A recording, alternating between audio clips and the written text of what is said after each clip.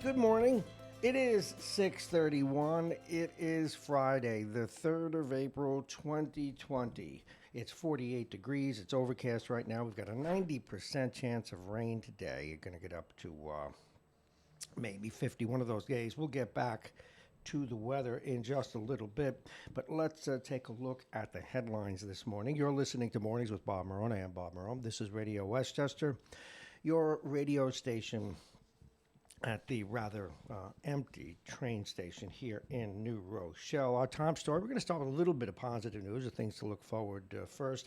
Stimulus checks to start reaching Americans in 2 weeks. Westchester looks to extend the tax deadlines to those financially impacted by COVID-19. That's some stuff that's hopeful for you.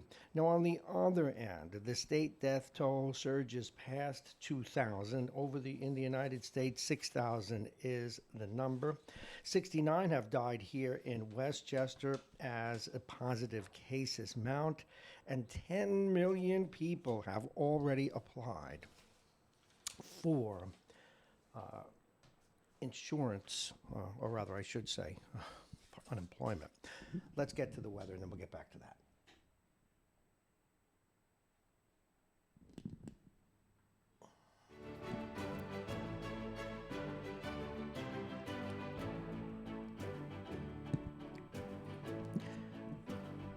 I know you all know how much I hate reaching for the weather, but I still have to fix that.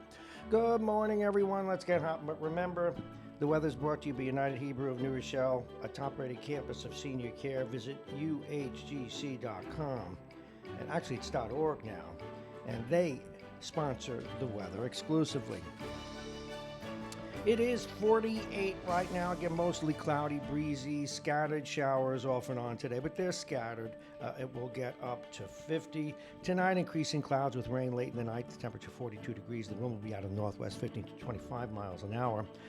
And Friday, which is today, or rather Saturday, morning clouds gives way to more sun. The high will be 56 degrees. The overnight low will be 41.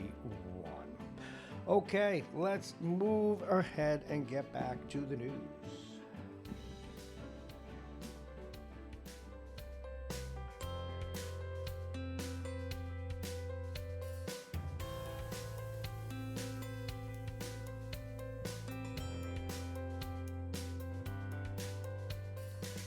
Welcome once again. We have an interesting show for you today. We had a little fun on the show yesterday. We're going to try and do that again today as we mix in the serious business of covering COVID with information and entertainment. And we're even going to discuss before today is over different games you might want to play when you're stuck in the house. And I don't mean that one. If you're doing that, you're going to do that anyway. But whether it's category, etc., we're going to talk about card games you might want to play. And also all the other serious stuff you need to know. Damon Jones is going to join us today. Damon, of course, an official with the Corrections Officer Association here in Westchester County. We're going to talk about those 23 officer diagnoses and the 3 other diagnoses of inmates up in the Westchester County Jail. All that. Dr. Victor Sternberg will be with us today. He's got an update on the woman who he almost lost that works for him. All righty, let's get busy. Welcome once again to the program. It is Friday, April 3rd, 2020. And so we begin.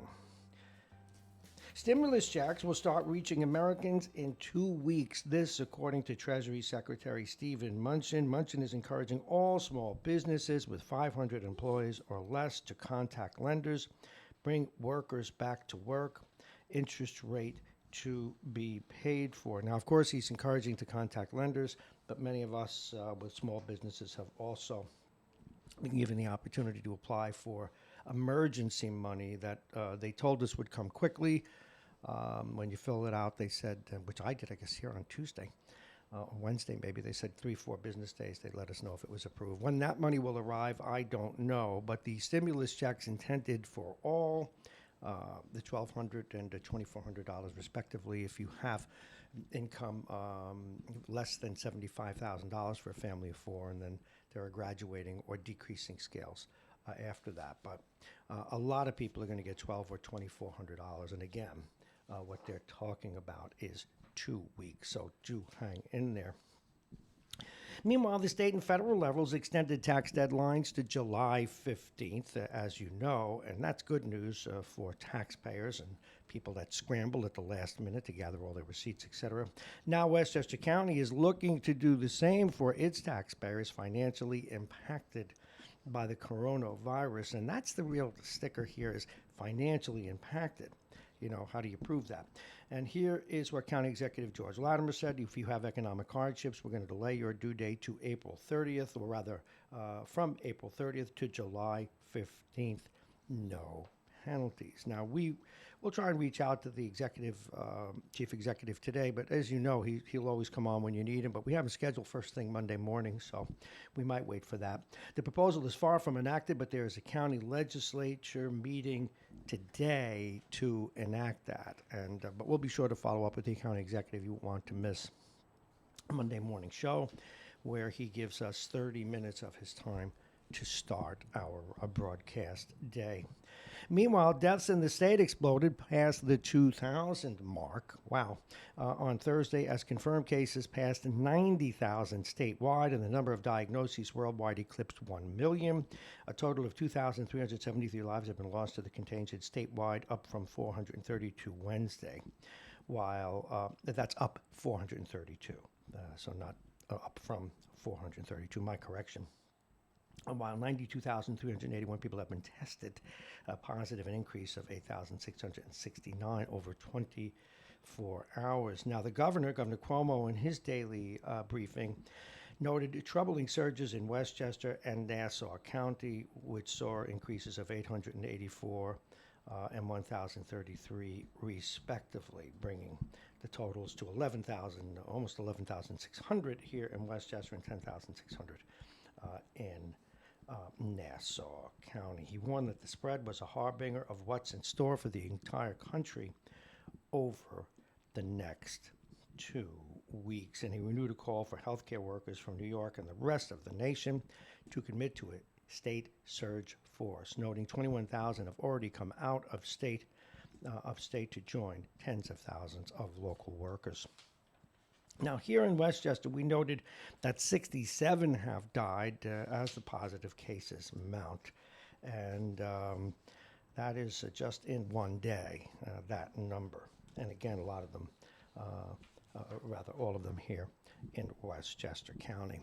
Jobs, of course, are being affected. No surprise. Many of you watching have been affected by this. 10 million now people have applied for employment across this great country. And it surged by more than 6.6 million just this week, more than doubling last week's 3.3 million. A devastating 1-2 punch. And the estimates are that this number, this 10 million number, will double in April. And the nearly 10 million Americans who applied represent by far the largest number of workers laid off during any similar time period in history. The deluge of applications came as about 90% of the country's population is under orders to stay home. And we'll come back to that a touch later. Now, Mr. Fauci, Dr. Fauci, where and it's not an angry disagreement. This isn't one of those political footballs that you want to throw back and forth, but where the president is trying not to order the entire country. Some 30 states have already locked down, but there are 20 that have not. For example, a place like Alaska, is it really necessary? That's a question and a rhetorical question. That's not my question. But now Fauci's saying he believes that the whole country should be locked down. Something else that's evolving, now the experts are telling us, and the president has even suggested using a scarf, to save masks, is that when we go outdoors, we should be wearing a mask. Those of us who are still out and about or doing business, when we go outside from our safe little havens like this, that we wear a mask. So if you can get a hold of a mask, do that. This is kind of like what we go through in our lifetimes. You can eat fat, don't eat fat, eat carbs, don't eat carbs, take an aspirin a day, don't take an aspirin a day. and then stick your finger in your ear. So, but I think they're doing their best, but it is one of those things. It won't help with a mask. Now they say it'll help with a mask. So wear the mask if you got it. Do the best you can. And now the mayor, just apropos of that, Mayor Bill de Blasio down in New York is saying, cover your face. He said all New Yorkers should cover their noses and mouths when going outside. Now, we touched on this towards the end of the show yesterday. Victims of cardiac arrest whose hearts aren't restarted at the scene are now being left there. They don't want to come up the hospital with people who, well, have already passed on. So rather than being brought to coronavirus strain hospitals, the regional emergency medical services, which oversees this, has said leave it for the police and the coroner. Although you're not alone if you've seen some of the pictures of bodies in some states being put on ice and in other cases being even picked up by bulldozers, not desecrated in any way, but picked up and moved as they're wrapped in plastic and other antiseptic coverings. It is 6:43. Looking towards Rockland County now. County Executive Ed Day on Thursday announced that 42 people died there since the outbreak began and demanded that the governor establish a containment zone for East and Ramapo that he said was being hard hit, particularly by the coronavirus. If we do not get a response, we will be going to the White House. Now, while Governor Cuomo had not responded to Rockland's call for a containment zone, the governor said during the morning briefing that he would be imposing a curfew in hard-hit areas, depending on what he hears from local officials. And that's a little bit of a change from what's been going on. Very bipartisan efforts here in our region. Day is a Republican, very good, very excellent, at least in my view, and courageous and outspoken county executive. I'm sure that he and the mayor will be able to work it out. Now, moving right along as we come up now on 6:54, New York might run out of ventilators. Its supply is about 6 days to go, has about 6 days to go. Governor Andrew Cuomo warned yesterday, and this again in Aloha today. The state is estimated it could need as many as 30,000 ventilators as the number of deaths in New York, who 2,373. So, that was Thursday. Cuomo said he's still confident New York can adjust the need to intubate those who require it. He said the state, which has received 4,400 ventilators from the federal government, in addition to its own stockpile, will take a variety of steps. And it's not yet known what those steps will be. As you know, yesterday, the president in his press conference has started to complain that it's the states that should have prepared for this, not the federal government, and it's their own fault if they don't have enough. That's going to be debated for quite some time as the country, the states, the federal government finally come up with the proper protocols. I think what has to be addressed by we citizens to both the president and all the governors is the fact,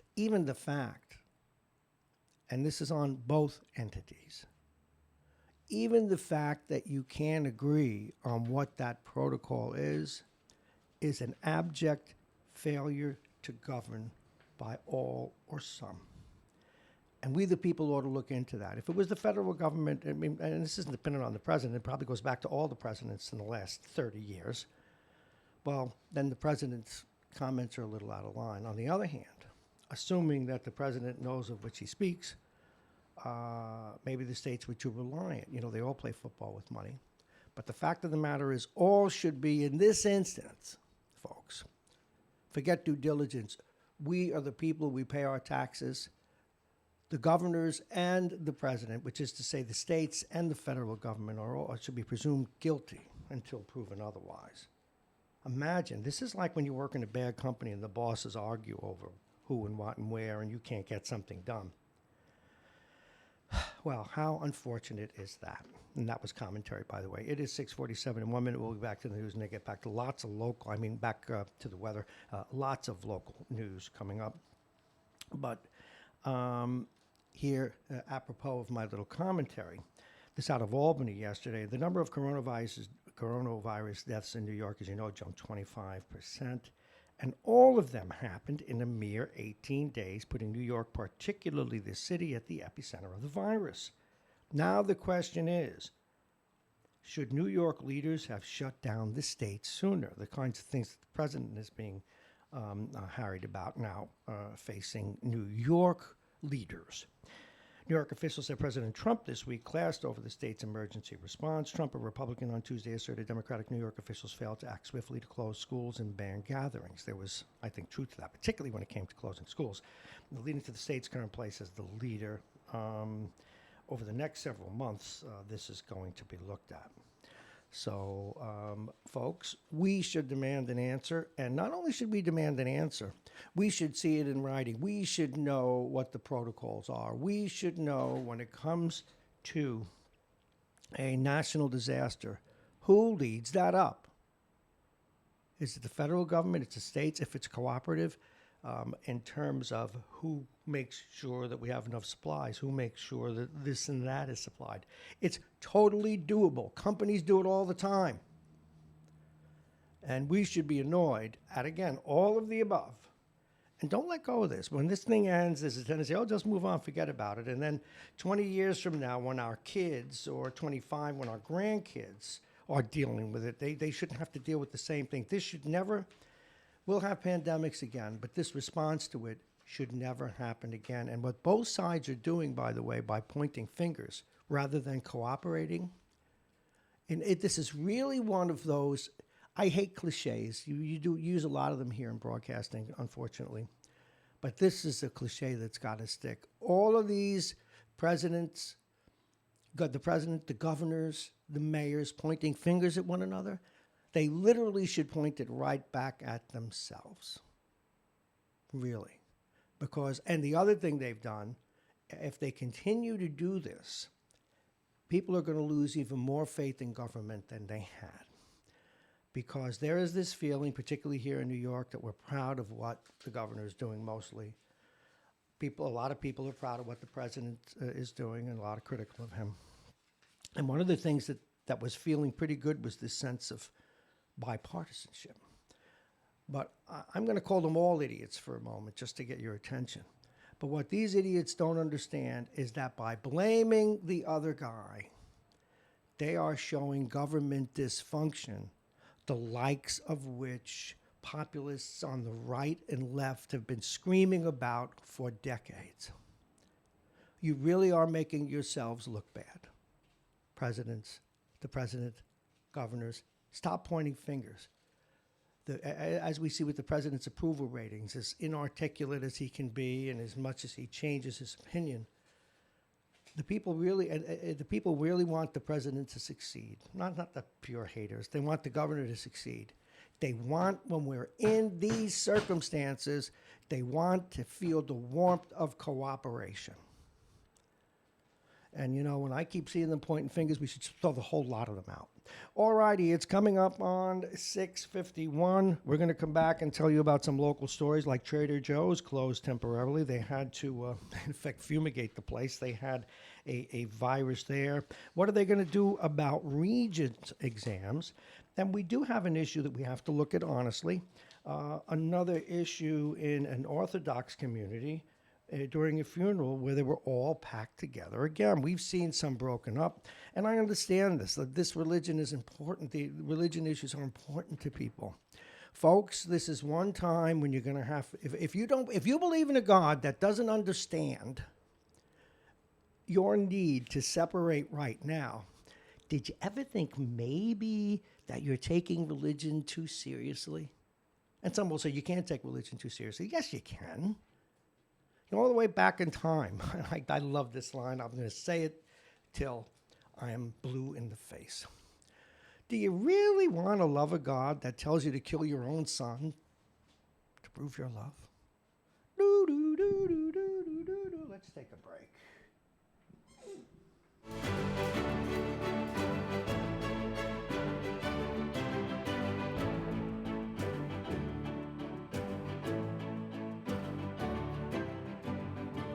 There, I said it, get over it. Trying to say something interesting here, and if that got your mind off the virus, good. Religion's a wonderful thing done right, but it is corruptible when done wrong. There, I said my piece. All right, let's get to the weather, and the weather's brought to you exclusively by United Hebrew of New Rochelle, voted one of America's best rehabilitation and senior care campuses, and it's right here in New Rochelle. Visit uhgc.org. It's 48 degrees, and it's only getting to 50 today. Mostly cloudy, breezy, scattered showers, getting up to 52. Tonight, there may be a few more clouds, etc., etc. But tomorrow, Friday, today rather. I did this backwards, didn't I mean Saturday, morning clouds giving way to more sunshine. The high will be 56 degrees. The overnight low will be 41. Sunday, a mix of sun and clouds. The high will be 60. The overnight low will be 44. And I do get a do-over. Let me redo today. The showers ended already. Today, breezy with some more showers. And it's not 50, it's getting up to 52, okay? So I messed it up. I have to fix my lines. I almost want to start over, but that's ridiculous. We're just going to say today, breezy with showers likely, the high 52. Tonight, mostly cloudy, scattered showers. It's just a bonus rain, but tomorrow's nice. Morning clouds giving way to more sun. All righty, let's get back to the news. And a little bit of annoying commentary. Please, I'm begging you, and it hurts all of us, for your own good, and this is for your own good. I've got a dear friend in the hospital right now, and his family, among so many other things, they can't even visit him, but they have to keep themselves safe. And God forbid if he or anyone else in this situation doesn't make it, they're not even going to be able to bury him or see him. And this is horrible. And I don't like it. Nobody does. But save yourselves and save others. And that applies to the people at this funeral who are obviously very religious. And I don't want to take that away from anybody. It means a lot to them. But think. All righty, that's why we have separation of church and state. It's the law now, folks.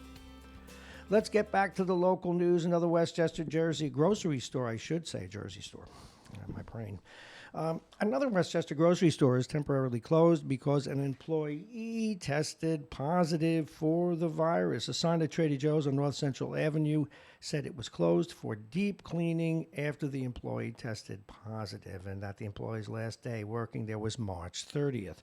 And we've seen this happen in a few stores. In fact, you show up, all of a sudden they're closed, they're cleaning, they're washing, they're doing everything. But that's a good thing that they do that. And I'm sure a lot of you are not even going to go back there anyway, but it's almost like there's probably nowhere you can go where the virus isn't around. Remember what they said? We did this story just 2 days ago, and it's still banging around my tiny brain. And this isn't even a pin, is that? Of this ball, little ball bearing there in the ballpoint pen is probably 3 times the size of pen head. And I'd said 40. I underestimated 40 million. Hundreds of millions of the virus can fit on the head of this. It's everywhere. Wash your hands, wear a mask, move on, do your best, move on with your life. You can't prove it unless you put yourself in a little bubble. You can't have it perfect. No one's going to be perfect in their escape from the virus. Did you hear that? School superintendents, yeah. School superintendents from the lower Hudson Valley have proposed that students not have to take the Regents exams to get graduation credit. They also proposed why they don't follow these things anyway. What, little Junior didn't go to school this year when he showed up 3 times? He said hi to the teacher. Pass him. That's our system here in New York State. Anyway, they also proposed that most school district budget votes be waived, and that the other temporary measures to deal with the coronavirus pandemic be taken, with schools closed statewide through at least April 14th. It's going to go beyond that. The State Board of Regents and State Education Department face key questions about the remainder of the school year. Many involve how students and school districts are supposed to meet a range of requirements. The Lower Hudson Valley Council of School Superintendents offered a series of recommendations, rather they will, and they're working on them. But while they're all of a sudden worried about testing now, and I already did this story, a photo, I believe it was out in Borough Park in Brooklyn, where the death of a rabbi has compelled everyone to literally gather together, bring the coffin out in a Hasidic community. And I realized that is a very close-knit community, very dedicated. to their religious beliefs. But some that's even an interesting philosophical question. Should they be saved from themselves, as we had to with the another issue involving disease that people wouldn't take? Imagine, here we are, oh my God, we need to come up with a vaccine. What about the wacko vaxxers now are going to say, well, we can't, we can. Well, and now they'll take it, won't they? Because it's right in front of them, because they can see it. But once we have herd immunity for it, will they take it? Or will they say, no, it's going to create kids with autism and it's going to make rabbits have 3 heads? God said so. God, I hate to go back to this, but he does, she does. It does not interfere with life on the planet, at least not now. And perhaps, maybe never has.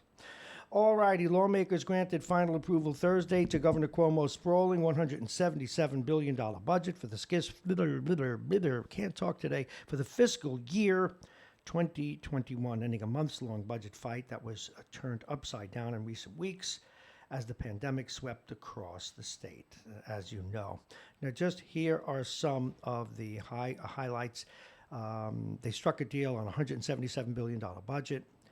Coronavirus will reduce tax revenue, they think, by $10 billion to be covered by an $11 billion emergency borrow while awaiting federal aid. Repeat sex offenders who sexually assault a person on MTA property are barred from the system for up to 3 years. I've always wondered, how are you going to bar someone from getting on the train? Really? Will you be, facial recognition? I don't know. Anyway, city schools won't get expected $321 million funding boost.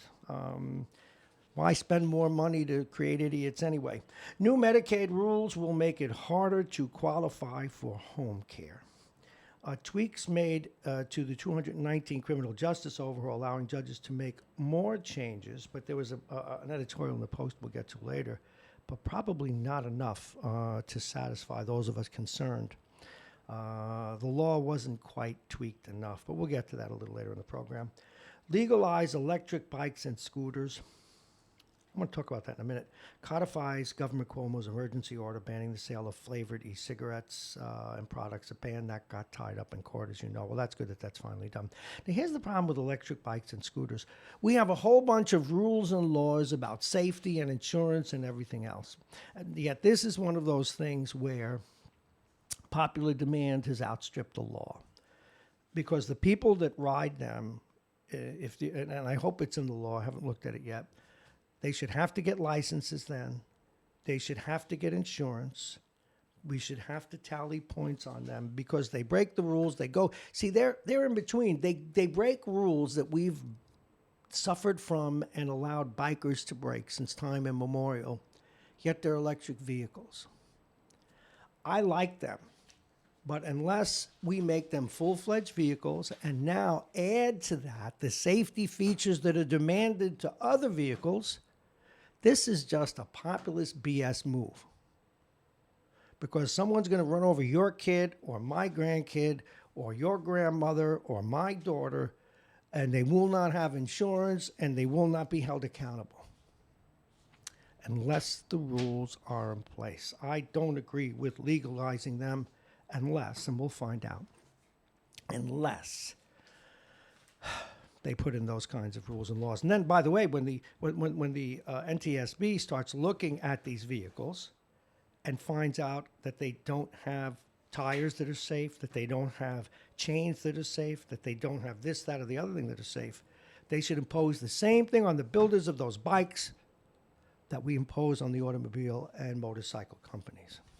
Let's see if they do it, or let's see if this is approving the bikes is the moral equivalent of, for those of you who feel this way. I'm just reporting this one. There are very mixed feelings about all this with immigration.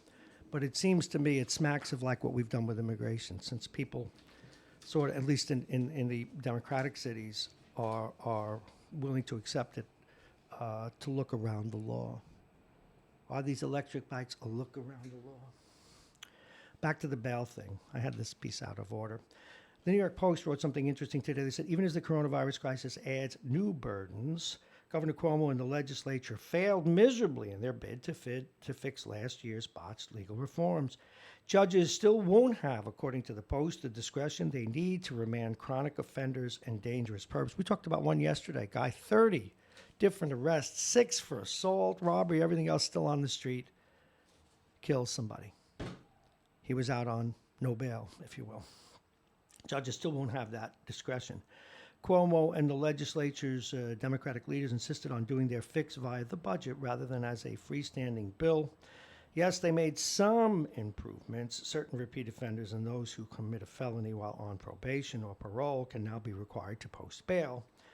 And a few more crimes went on the bail-eligible list. However, the flawed fixes also leave numerous questions and potential threats to the safety of witnesses.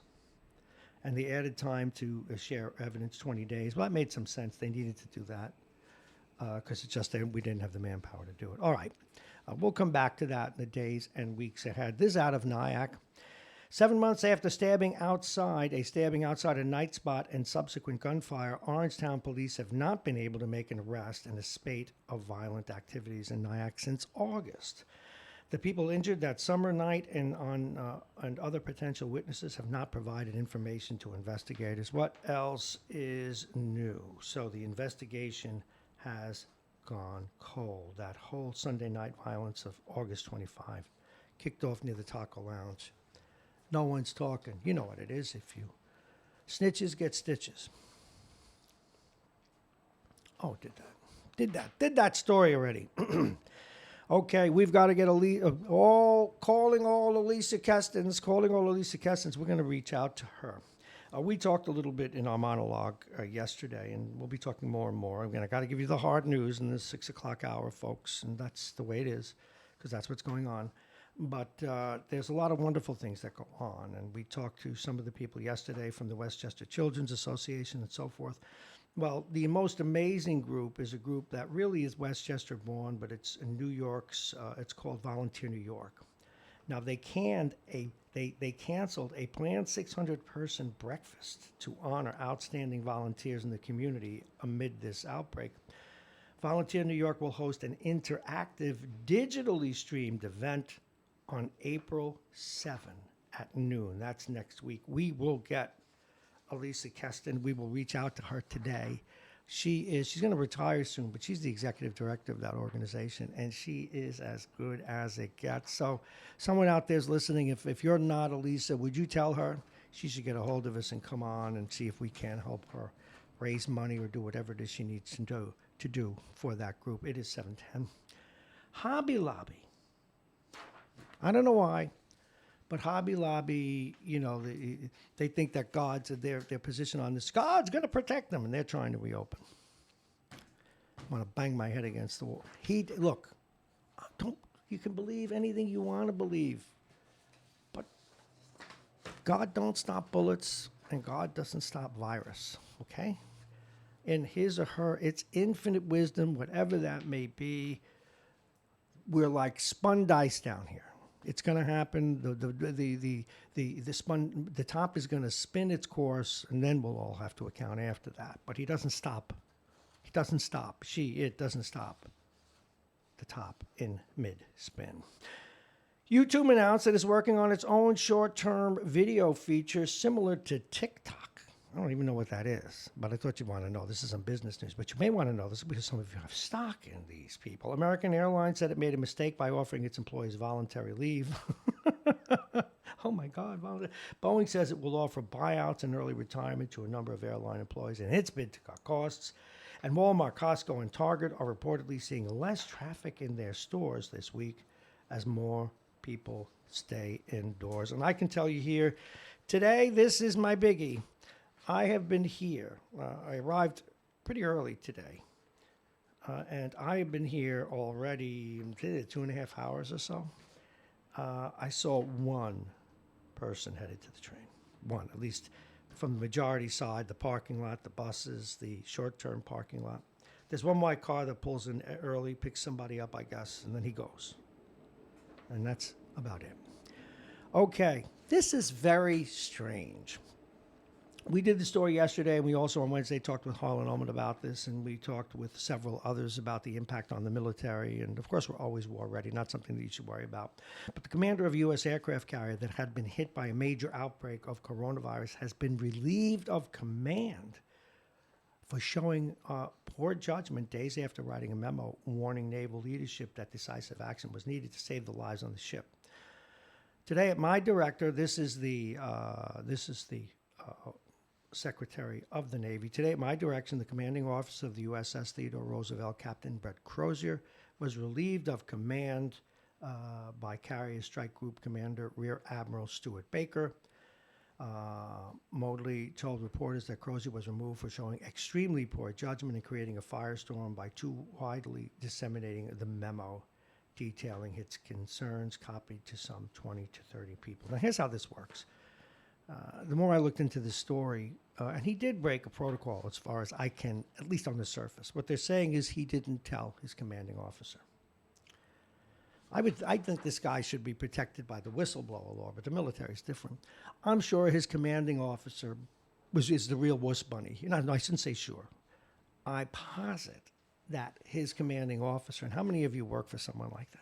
Come on, come on, a wuss bunny. I'm afraid of myself. I want to be in charge, but I don't really want to make any decisions. I could get in trouble. And so he probably called his boss up, and his boss said, hey, this ain't on me. I'm not going to call attention to that. So to save lives, he dropped a dime. Good for you, Mr. Crozier. Good for you. Now, they're smart. They have him by the short hairs because they're not reducing his rank or throwing him out of the Navy. They'll do that if he says what I suspect is so, that his boss had no cojones. It's coming up on 7:10. You're listening to Radio Westchester, or you're watching Radio Westchester, as the case may be. If you'd like to join in the conversation, we have some time right now. In fact, what I'd like to do when we come back, I'd like to hear what you're doing to spend your time. I'd like to hear what you've done all your life when you have free time. I'd like to know about weird hobbies. I'll give you a few. I play hockey with a guy, was a school administrator for many years. But you know what he does now? One of his hobbies, in addition to skating around after hockey pucks, one of his hobbies is that he makes clocks. Woodwork, things like that. Makes clocks. Pretty good. We're going to take that call in a minute, but I do have to do the weather. You know how that goes.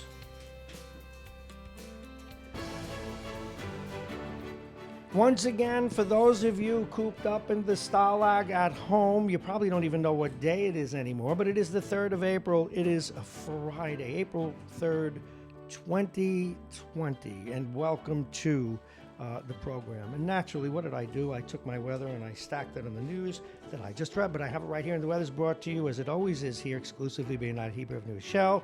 Voted one of America's best rehabilitation and senior care campuses, and it's right here in New Rochelle. It's 48 and breezy with showers likely throughout the rest of the day, off and on. The temperature will get up to maybe 52, 53. The wind out of the north, 15 to 30 miles an hour. Tonight, mostly cloudy with scattered showers. The temperature 42. On into Saturday. This is nice. Morning clouds giving way to more sun. The high will be 56. And on into Sunday, a mixture of sun and clouds, a high of 60. We like that. Hey, by the way, Monday, and since you're home, I don't even know why I highlight the weekends, because most of you are now home Monday. So I'm going to say this as a bit of good news. I'll be working. Monday, mostly sunny skies. The high will be 65. We like that. Sunny and 65. Beach weather. Well, you can't go to the beach unless you stand 90 feet apart from one another. And as we enter this part of the show, we're supported by Aging Issues Management. Now remember, go to their website. They have been helping people, even reminding them what to apply for, how to do loans, how to plan for this crisis financially, and also how to plan for your future. Give them a call. Joe Sorcelli is the big man there, the chief executive officer. The law firm of Payne & Con, Dominic's Fine Cigars, plug-in virtual reality, and I like to say the burgers and wings over at the Beachmont, but the Beachmont Tavern. All righty, we're going to go to the phones. Welcome to the program. We don't know who it is. That's always fun. It's like opening a Christmas gift at when you have the mail bag. Good morning. You're on Radio Westchester. You're on the air. Good morning. It's Chanel Albritton. Early. Oh no! Yeah, why not? Wow, wow! At 7, is it? What time is it? Am I losing my mind? But you're very early. Okay, we'll Yeah, we'll take why you not? now. We'll take you now, baby. That's All what. right. What's going on? This gives us more time, maybe, if I'm lucky. Well, no, if you were lucky. No, we've got a guest at 7:20. 7:35 is our usual If I hit, were as we lucky, it say. wouldn't be raining. If I was lucky, you would be here. All righty. That's another Facebook game we can play. That Riddle me this. If I were lucky, dot, dot, dot. if I were lucky, if I were a carpenter. Okay, I can sing, but I'm embarrassed. And one thing, that isn't that weird? Don't you find that weird? I've been a public speaker. I've been in a movie. I've been a public speaker in a million places. Been on the air for now what seems like 100 years. But I've always been embarrassed to sing. Why is that? Do you know you're a professional singer? Oh, singing is a whole other thing. It really is, and you have to emote. And I can't emote like you, where half of the men in the room want to run away with you. Which Well, you might could. do you There, feel that when you're up on stage? Do you sense that I, that because there's a lot of seduction in the kind of singing that you do? Do you feel that? yeah, jazz is sexy. Oh God, yes. I'm sorry. I have to be careful here. By the way, Janelle Albritton, if you're wondering why I'm flirting with her already, I should be.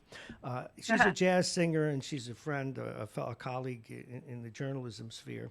But Janelle Albritton is many things. She's a videographer, a professional mental health advisor. She has an MPH. She is the publisher of the Westchester County Post paper. Also, there's another paper she does occasionally put out for the city of Mount Vernon itself, and it has so many different roles, including helping people in prison. And I was alluding to her singing, and we've seen her sing. She can sing and sing well. Thank you. What do you think about now? This must bother you as someone in public health. And the analogy I made earlier was over my fairly long life now, it was bad to eat meat, then it was good, then it was okay. Don't eat pasta, it was good, then it was okay, but not too much. Don't eat eggs, don't eat eggs, don't eat eggs. I ate 1 million eggs for the last 50 years. Now I found out they're okay. They're sort of doing the same thing with this crisis. Now they say we should wear masks going out, and now Fauci, and now the president's got other fish to fry. The Fauci's job is, to be fair to the president, he doesn't want the whole economy to collapse, and he's got politics on his mind. But Fauci's now saying we all should stay home. Yep. Do those kinds of changes bother you, or do you think that these were things that we should have been doing anyway? I'm now appealing to the master in public health, Janelle Albritton. Well, here's the thing. Public health has the word public in it, which generally involves a lot of people. And unless the president is just dropping the hammer on everybody from a federal level, you're going to have a patchwork of different jurisdictions handling it in their own way. So you've got mayors and governors who want to make it clear to the president that they're supportive of him and everything that he says. Mm-hmm. And then you've got the others who are listening to Dr. Fauci instead. So we've been prolonging the agony by not closing the beaches for spring break, by not enforcing the stay-at-home on churches, etc. So we've got these hot spots in Louisiana, in Florida, in Georgia, in Virginia, the hotspots that really could have been prevented. So because these things keep flaring up, it makes it a longer process for everyone. So my understanding of these things, and this is what Dr. Fauci's been saying, if everyone would just lock down and stay home for 14 days, this whole thing could be over. But people are not doing that. Now, and when you so say over, I think we need to define that for people. You mean the curve would flatten, and it would become a Yes. more controllable issue. The virus would sputter. People would the people who are infected would either be able to fight it off and be okay, or get sick and suffer and then be okay, or they would die, most likely within that 14-day time frame, and there would not be further spread, and it would be resolved one way or another for everyone in the country. 14 days, total lockdown, that's kind of the golden standard. But that's not going to happen in this country. I don't see that happening at all, and certainly not by order of the president. Now, let me ask you something. During my monologue, actually, I was doing the news and I squeaked the monologue in because during this kind of crisis, you want to give your leaders the benefit of the doubt. But now they're starting, for example, and it's something that the president, I would say that he started it, but he was the first person we heard talk about it. He's saying the states should have been better prepared. They're saying the federal government should have been better prepared.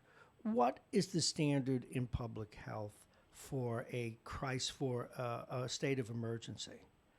Is it federal, or I know it's a cooperation, but in other words, who should stockpile respirators? It seems to me there's a little truth on both sides. Who should stockpile them? And how should these things be managed? Because the president's now saying the hospitals are greedy, the states are greedy, and now he's even switched to, well, they should have been better prepared. And without casting aspersions, because what happens is then it becomes a political issue. President, anybody, who should do this? Is it the federal government or is it the states? Well, it's really hard to not politicize this because Trump has already made it political.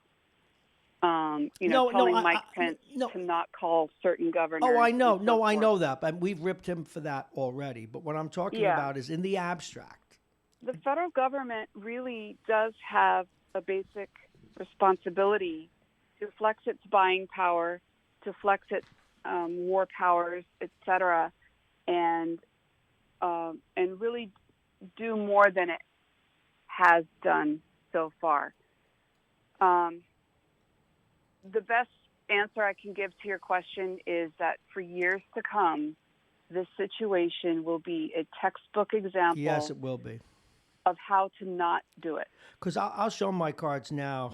If I were at some level of government over the United States, I would actually say to the president, what I'm hearing you saying is, and I'm sure it might have been the same with Obama, but what I'm hearing you saying is that that it is the responsibility of the federal government, but since you weren't ready, you're pointing fingers. But again, I have to wonder, and not just in the interest of fairness, would Obama or Bush or Clinton have been any more or less ready? I do not know, because I think, this is apropos of your point. I think what's going to be textbook is who ought to do it in the future and what are their responsibilities. This assumption has been that it was the federal government, and the president's doing a pretty good job of raising a question about that. But that's my take. Well, the problem is that now we've got a situation where there's supplies coming in, and now the states are being forced to bid against each other. Mm-hmm. So it's almost like Trump is like some kind of Caesar, and he's throwing the governors as gladiators in the Coliseum and just say, fight it out and compete for what you want. Yeah, that's unfortunate, and I'll tell you why. It was included in my commentary earlier. The people are quite willing to give the president and the governors all kinds of slack. The American people, while they may say, gee, we should have been better prepared, it's like going back to, if you remember Rumsfeld, when he said, you go to war with the army you have. Well, you go to war with the army you had. If he and the others would show real leadership, they'll cut him and them a lot of slack. But now the finger pointing among the states and between the president and the states, I'm afraid, is going to lessen confidence in government even more. I think the president's making a political mistake as well in pointing fingers. Well, yes. So there are two things there. Well, I'll make three little quick points. Number one, he did dissolve the pandemic response team, Mm-hmm. and that's something that no other president has done. So that's why it's different now. And what's happening now would not have happened under any other president in the past, because we always had the pandemic team and we always worked closely with the WHO. I doubt that Obama or anybody else would have turned down the WHO in getting the tests deployed and out as fast as possible. Testing is the first step to containing an epidemic, because you got to know who's infected, who's sick, and who's sick from the virus, and then do the contact tracing, do the isolation, and et cetera. And they're acting as if the vaccine and the treatment are the most important thing. It is if you're sick, but public health-wise, the most important thing, the most important goal is prevention. That's number one. Number two, I'll refer you once again to a book I've mentioned before, and I got a new book by reference of a friend of a friend. So The Dangerous Case of Donald Trump by Bandy Lee. She's a physician, and she's a master's in divinity, and she's organizer of the Yale Duty to Warn conference. The first edition of this book had 27 people contributing their thought papers to this book. The current edition out has 37. So The Dangerous Case of Donald Trump by Bandy Lee is the editor of that. And the second book I highly recommend is The Fifth Risk by Michael Lewis. It's a #1 New York Times bestseller. And I just got it a few days ago, and I was flipping through it. And it's really, really interesting to read how Trump didn't expect to win. He disbanded the transition team because he was angry that Chris Christie was spending, quote unquote, his money, Trump's money, on paying people to be on the transition team, because that's just what you do when you're down to the end of the Right. campaign. Of course, you have to do that. You have to. It's then throwaway money. You have to do it. Yeah, and the only reason they could convince Trump to not shut it down was because Bannon said to him, "What do you think Morning Joe will say if you shut down your transition?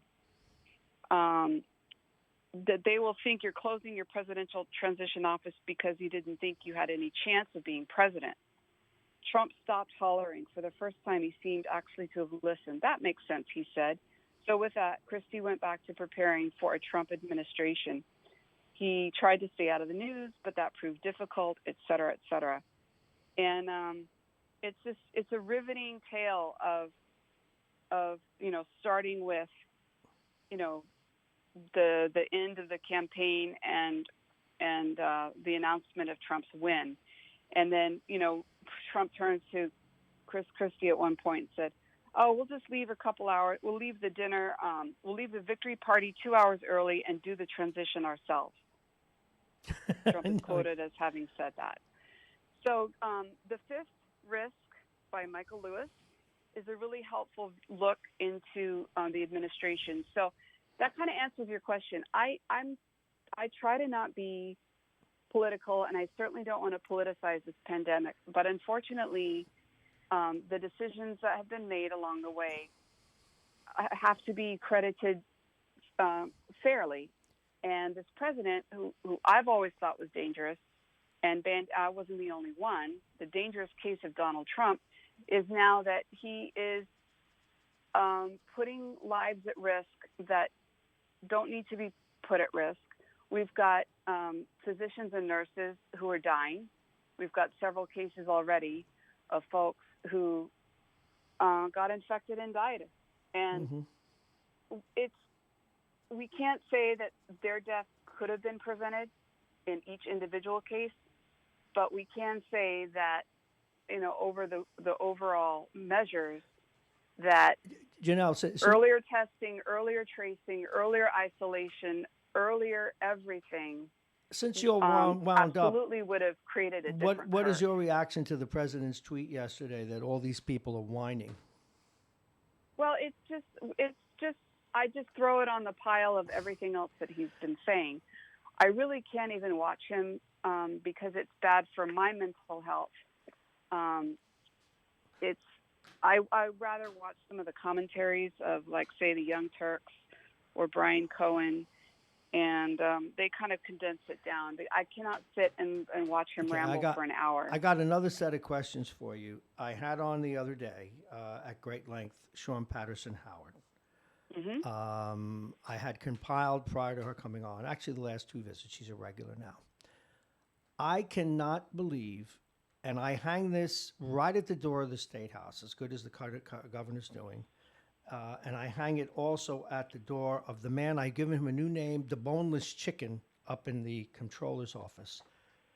Deborah Reynolds is, the comptroller is totally at it again. And despite his peccadillos, we saw a man eviscerated, and he made some decisions that certainly deserved criticism. But he was on his way out the door. A lot of the things he was screaming out are now still rearing their head. Firemen are not getting paid. The budget has been called illegitimate. The comptroller has said, and we picked it up on Mike's, that she will get Sean Patterson Howard the way she got Richard Thomas. They're finding bills, as Richard Thomas exclaimed, that she will not pay. Yep. What in God's... Now, again, not that this isn't to defend Richard. He did things that he got in trouble for, and he'll pay the price. But what I'm saying is the spotlight is on this comptroller once again. And I've always wanted to give her the benefit of the doubt, hero or villain. But the fact that the state doesn't act to remove this woman from office, or if for some reason she's this like I forget the movie, but about the great whistleblower from the tobacco age, unless she is some heroine, they got to do something. Their city is a joke. They have a new mayor. She comes in. She's ready to go. She's forthright. She's honest. And now the comptroller's treating her, in some cases, even worse than she did Richard Thomas. The money, she doesn't know how much money she has. I can go on and on and on and on. What the hell is wrong with Mr. DiNapoli? Or do you think that he had like some sort of surgical procedure that removed his backbone and his testicles at the same time? Well, I do believe that there is an audit happening with the county. The county is auditing the city.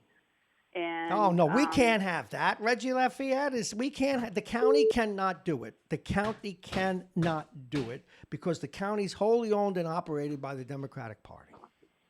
And here I am, generally I tend to side with those folks, but they're not over this, not over this. Then if the county can't audit, then it's got to be a state audit. Yeah, thank you. One way or the other, there has to be an audit because the former mayor was just like handing out contracts on a handshake that didn't go through the proper but you know what? process. But you know what, though, Janelle? He has said, bring it on. He says it on this air. Unless he's suicidal, go ahead. Come in, audit. So let's investigate. Let's investigate him. Let's investigate Ernie Davis. Let's investigate Andre Wallace. Let's investigate anyone that ever took a paycheck in that shoot hole of a city hall. And this woman's going in here trying to do stuff. And you know what? It's not even the controller's fault. It's the fault of the city and their own little power plays, and it's the fault of the government because they allow amateurs to take big people jobs.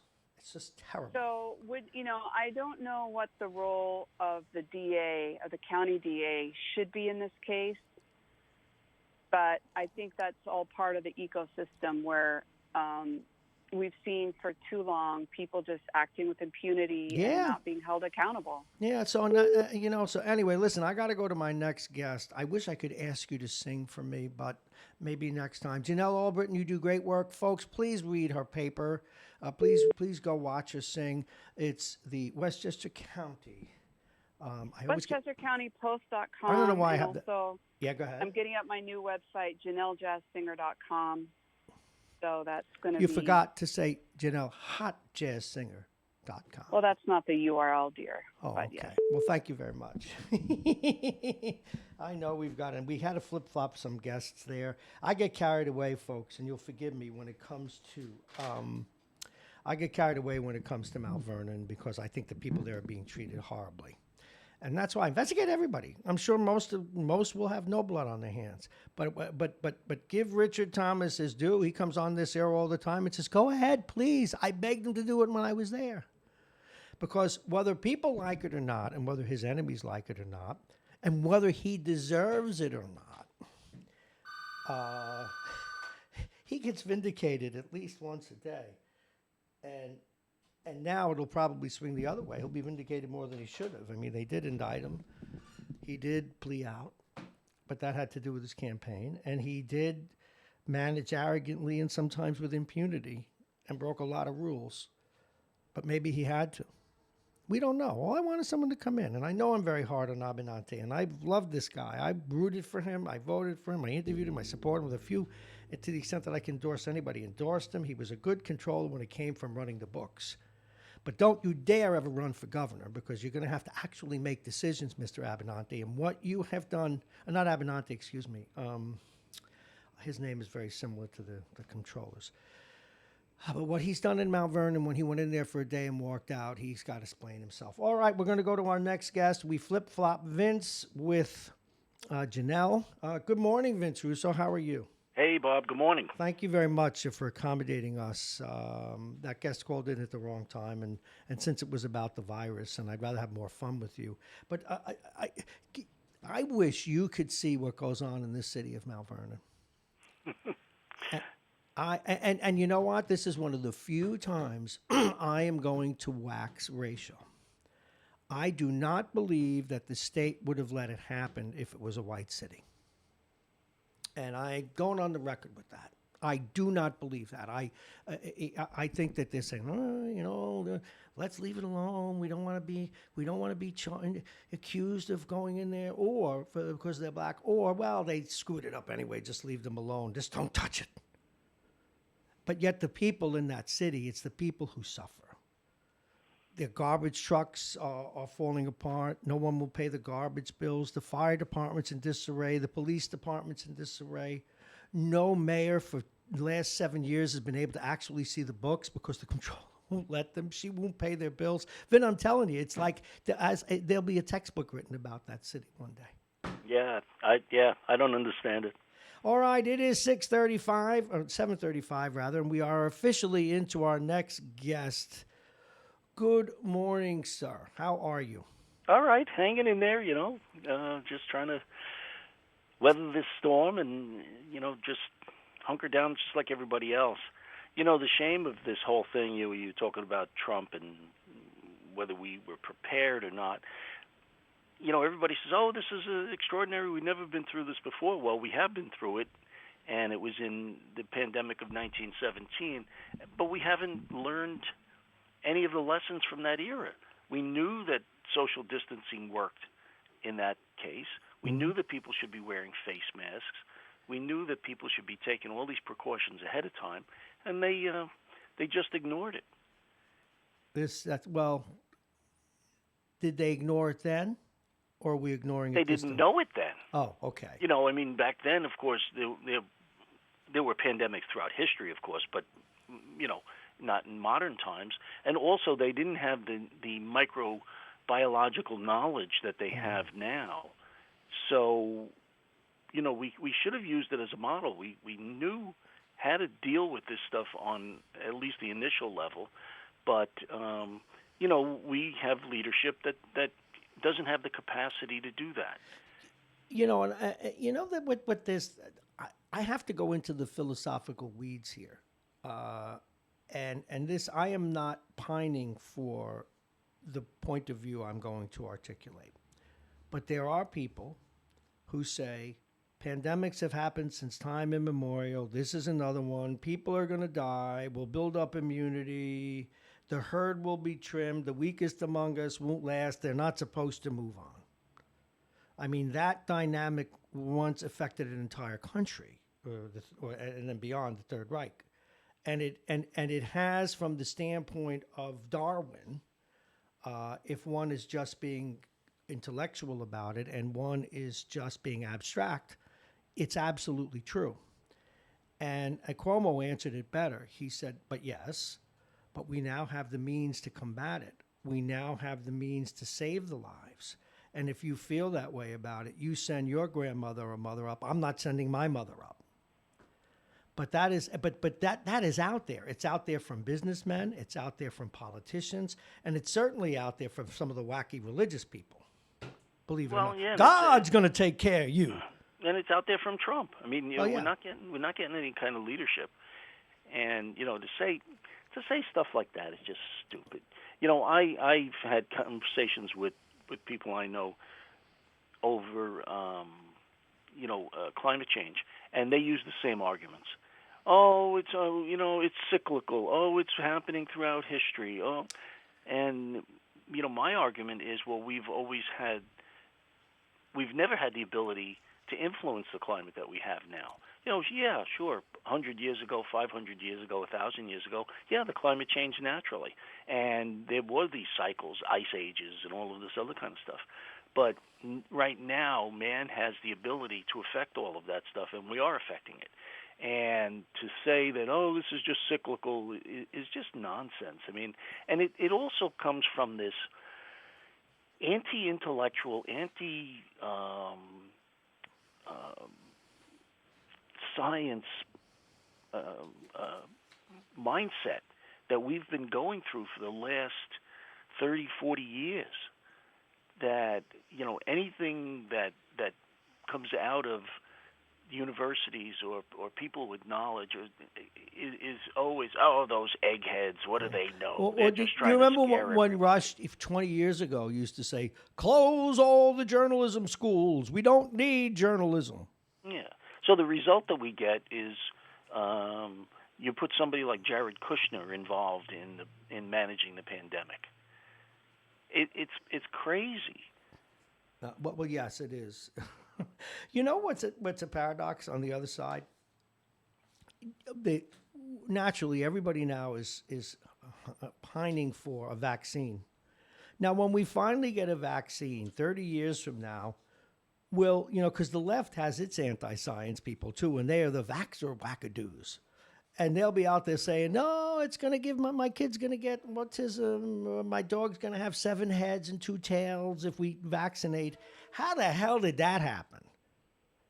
Well, I think it's part of the same fruit of the same tree. I think it's just part of that anti-intellectual attitude that has been prevalent in this country for so many years now. But in this case, the vaxxer thing happens to come from the fairly intellectual side that, and the phrase is over-intellectualizes. I mean, like you've got, for example, we have some groups here in Westchester that are far left, but I'm sure they go to aromatherapy and think crystals will cure their cancer. It's. Well, but you see that's also part of this anti-intellectual movement in that there are natural therapies that can work, and they're constantly denigrated. I think what we need to do is look at what works and what doesn't work. Well, yeah, of course, but use pure science. Right, but anti-vaxxing is not a good answer, and certainly in the name of God, it's not a good answer. Have we ever done anything actually on Earth other than good works and raising money, but in terms of this to say God wants it, that actually was beneficial? Anyway, I don't know. I don't understand the question. No, in other words, let's take the guy that runs Hobby Lobby. Do you know he's opening his stores because he thinks God will take care of good people? Yeah, they're wackadoodles. Again, they're not relying on science. They're relying on some concept that they have that has nothing to do with science. They're not listening to the experts, the people who know this stuff.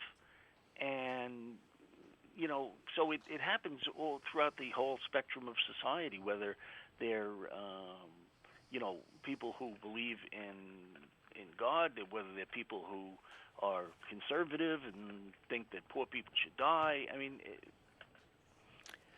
Well, It happens all over. Well, it be we're what not it be. listening to the people who actually know what they're talking about, with these things. Now, do Now, you look, agree? some opinions can vary in the scientific community. I mean, Now, you mentioned a little earlier, so I have to go there. There are some natural remedies that work. Of course, there are. But in this world where there are all kinds of snake oils, how do we separate those out? How do we get the right plans done for them? Or rather, the right studies and the right double-blind studies? well, you have to. I mean, we get it by having laws and procedures in place for drugs to be approved, and we've come an enormous way from that. I mean, even in our lifetime, from people selling Carter's little liver pills to where we are now. I mean, it's not a perfect world, and when money is involved, people will do various things, and should we have various drugs out there that you could buy in the drugstore over the counter that really do nothing? In the ideal world, no. But in a commercial world that we live in, people can come up with this stuff and claim it does such and such. And All right, let's lighten it up before we send you on your way. Vince Russo is our guest. What are you doing to keep from going crazy while you're home? well, I'm reading a lot more. What are you reading? Yeah. So what I did was I took my Kindle and I saw what I had on there. You mean your Kindle that Abraham Lincoln used, that one? It really is the first one. Yeah, It's the first generation. With all the little buttons on it and everything? Yeah, all these little wacky things. And it actually still works very well. Oh, yeah, they were well made. It's just that they came up with, more touch. Oh, you know what? Having said that, do you know what I hate about touch screens? If you move a finger, you're out of what you're looking at. If you move a finger, you get an ad. If you move a finger, you want to stick it up your... I hate that. But anyway, go ahead. Well, I don't have that problem because mine is so early on that, you just sit there, you press the button when you want to go to the next page, and, it doesn't have any of the new features and bells and whistles and all that. But just like a flip phone, you can do the basic stuff. Mm-hmm. And so I looked through there, and I have the complete works of Shakespeare, and I said, hey, you know what? Let me start reading the plays that I have not read in the past, and that is basically what I'm doing. Also, I look on my bookshelf, see what I haven't read there. I've got a few things in the queue to while away the time. I've been doing some woodworking and things like that. Also attending, borough business, from afar and having to. What has the missus been doing? Well, basically the same thing. She's gotten into computers a lot. Oh no, she's a geek now. It really baffles me, and she's gotten fairly good at it, and so she's restoring a computer that she had from days gone by and things like that. Why would she do that? She likes it. No. I mean, but why restore it? I mean, was she going to what kind of computer is it? That's actually interesting. I like to restore old radios. Yeah, it's an old laptop. I forget where she. No, it's a desktop that was being chucked somewhere. I forget where she got it, but she's doing some upgrades to it, putting some more memory and things like that, and just getting a new operating system working, and yeah, she likes it. I mean, she used to hate computers. She used to be so adverse to using the computer, and now she's gotten into it. So it's good. I like it. Yeah, good for her. I don't hate computers, but as you know, and people are tired of me hearing, I don't like that entire that whole concept is become an effort to control me. I resent it greatly. I really do. Well, I agree with you, and that's a different story. But it's always a result of any kind of new technology and things like that, radio, television. I mean, it's inevitable that people are going to try and use it to their economic advantage, and but they often kill the good. But TV's always sort of gotten it right. Here in radio too, there are actually studies on how long a stop set. That's the period between when the host stops speaking and music doesn't play. and that includes the commercials, PSA, blah, blah, blah. They've done studies not to turn off listeners, but the web hasn't done any of that. The news providers haven't. The Times does it the best. The Time will give you a story, then you get an ad at the end of the story. It doesn't impose in the middle of the freaking story.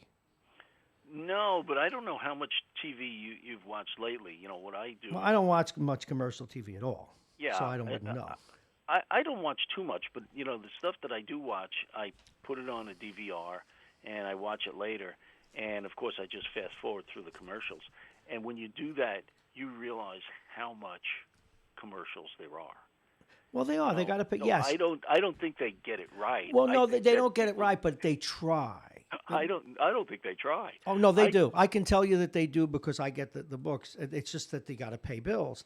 And again, I'm not saying it's better. Well, it's better. I'm not saying it's the right way, but what they don't do.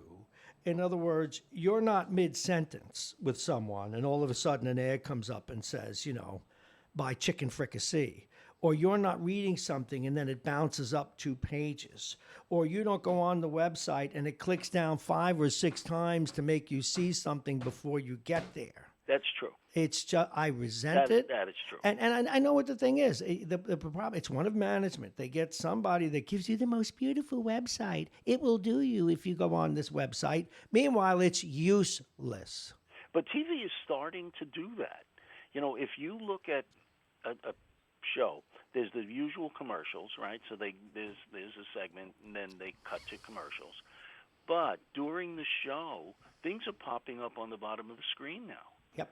Things are coming Oh, up. yeah, absolutely. Yeah. So, you're getting that more and more in television. It's more so on the computer, but it's you're getting that on television. The thing that bothers me about the computer is that, I'll search for something, and I'm looking for a woodworking tool or something like that, and my wife will say to me, hey, you've been looking at bandsaws or whatever. And I say, yeah, how do you know? And she says, well, I keep getting these ads popping up. Yeah, oh no. Well, and you know what the other thing is? All of the people that build websites for you or that help you, they are geniuses to their credit at what's called search engine optimization. So what'll happen is you'll be looking into something, okay? You'll be looking into something. And all of a sudden you'll get 10 different websites, but they're not the one you want. It's like you look for a restaurant and you got all the different evaluators of it. It's really nuts. All right, listen, I got to get to my next guest. Thanks for accommodating my grouchy mood today. I appreciate it, brother. Talk to you next week. Talk to you soon. Bye-bye. And coming up in just a moment is Steve Callis. We will, of course, have to do some traffic and weather and get caught up. All righty. More rain. I'm sick of the rain. United Hebrew of New Rochelle will bring us the weather. They are a top-rated campus of senior care. Visit uhgc.org. And the weather is thus. Right now, it is 47 degrees. It's going to get up to 50 today. That's about it because we've been mostly cloudy, breezy with scattered showers. 52, again, the top, and a little more than 50, they thought. Friday, mostly cloudy with scattered showers, the temperature 42. Saturday, morning clouds, giving way to more sun. The high will be 56 degrees. The overnight low will be 41. Sunday, a mixture of sun and cloud, 60. And since you're home, all of you, you may want to enjoy Monday. Mostly sunny skies, a high of 65. Don't know what you'll be able to do with it.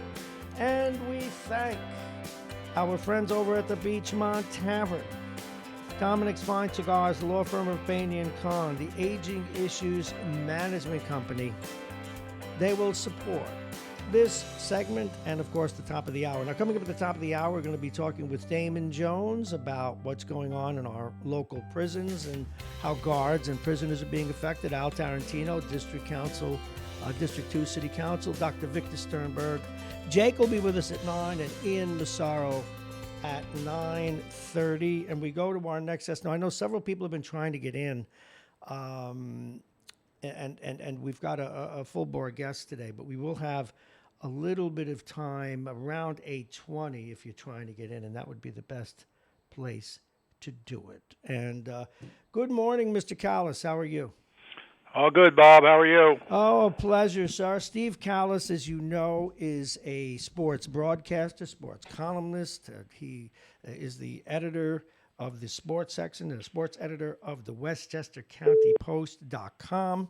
And again, I have no idea who's trying to call. Please, we have a guest right now. And again, because the other line is still down, I apologize for the beeping, folks. All righty, Steve Callis.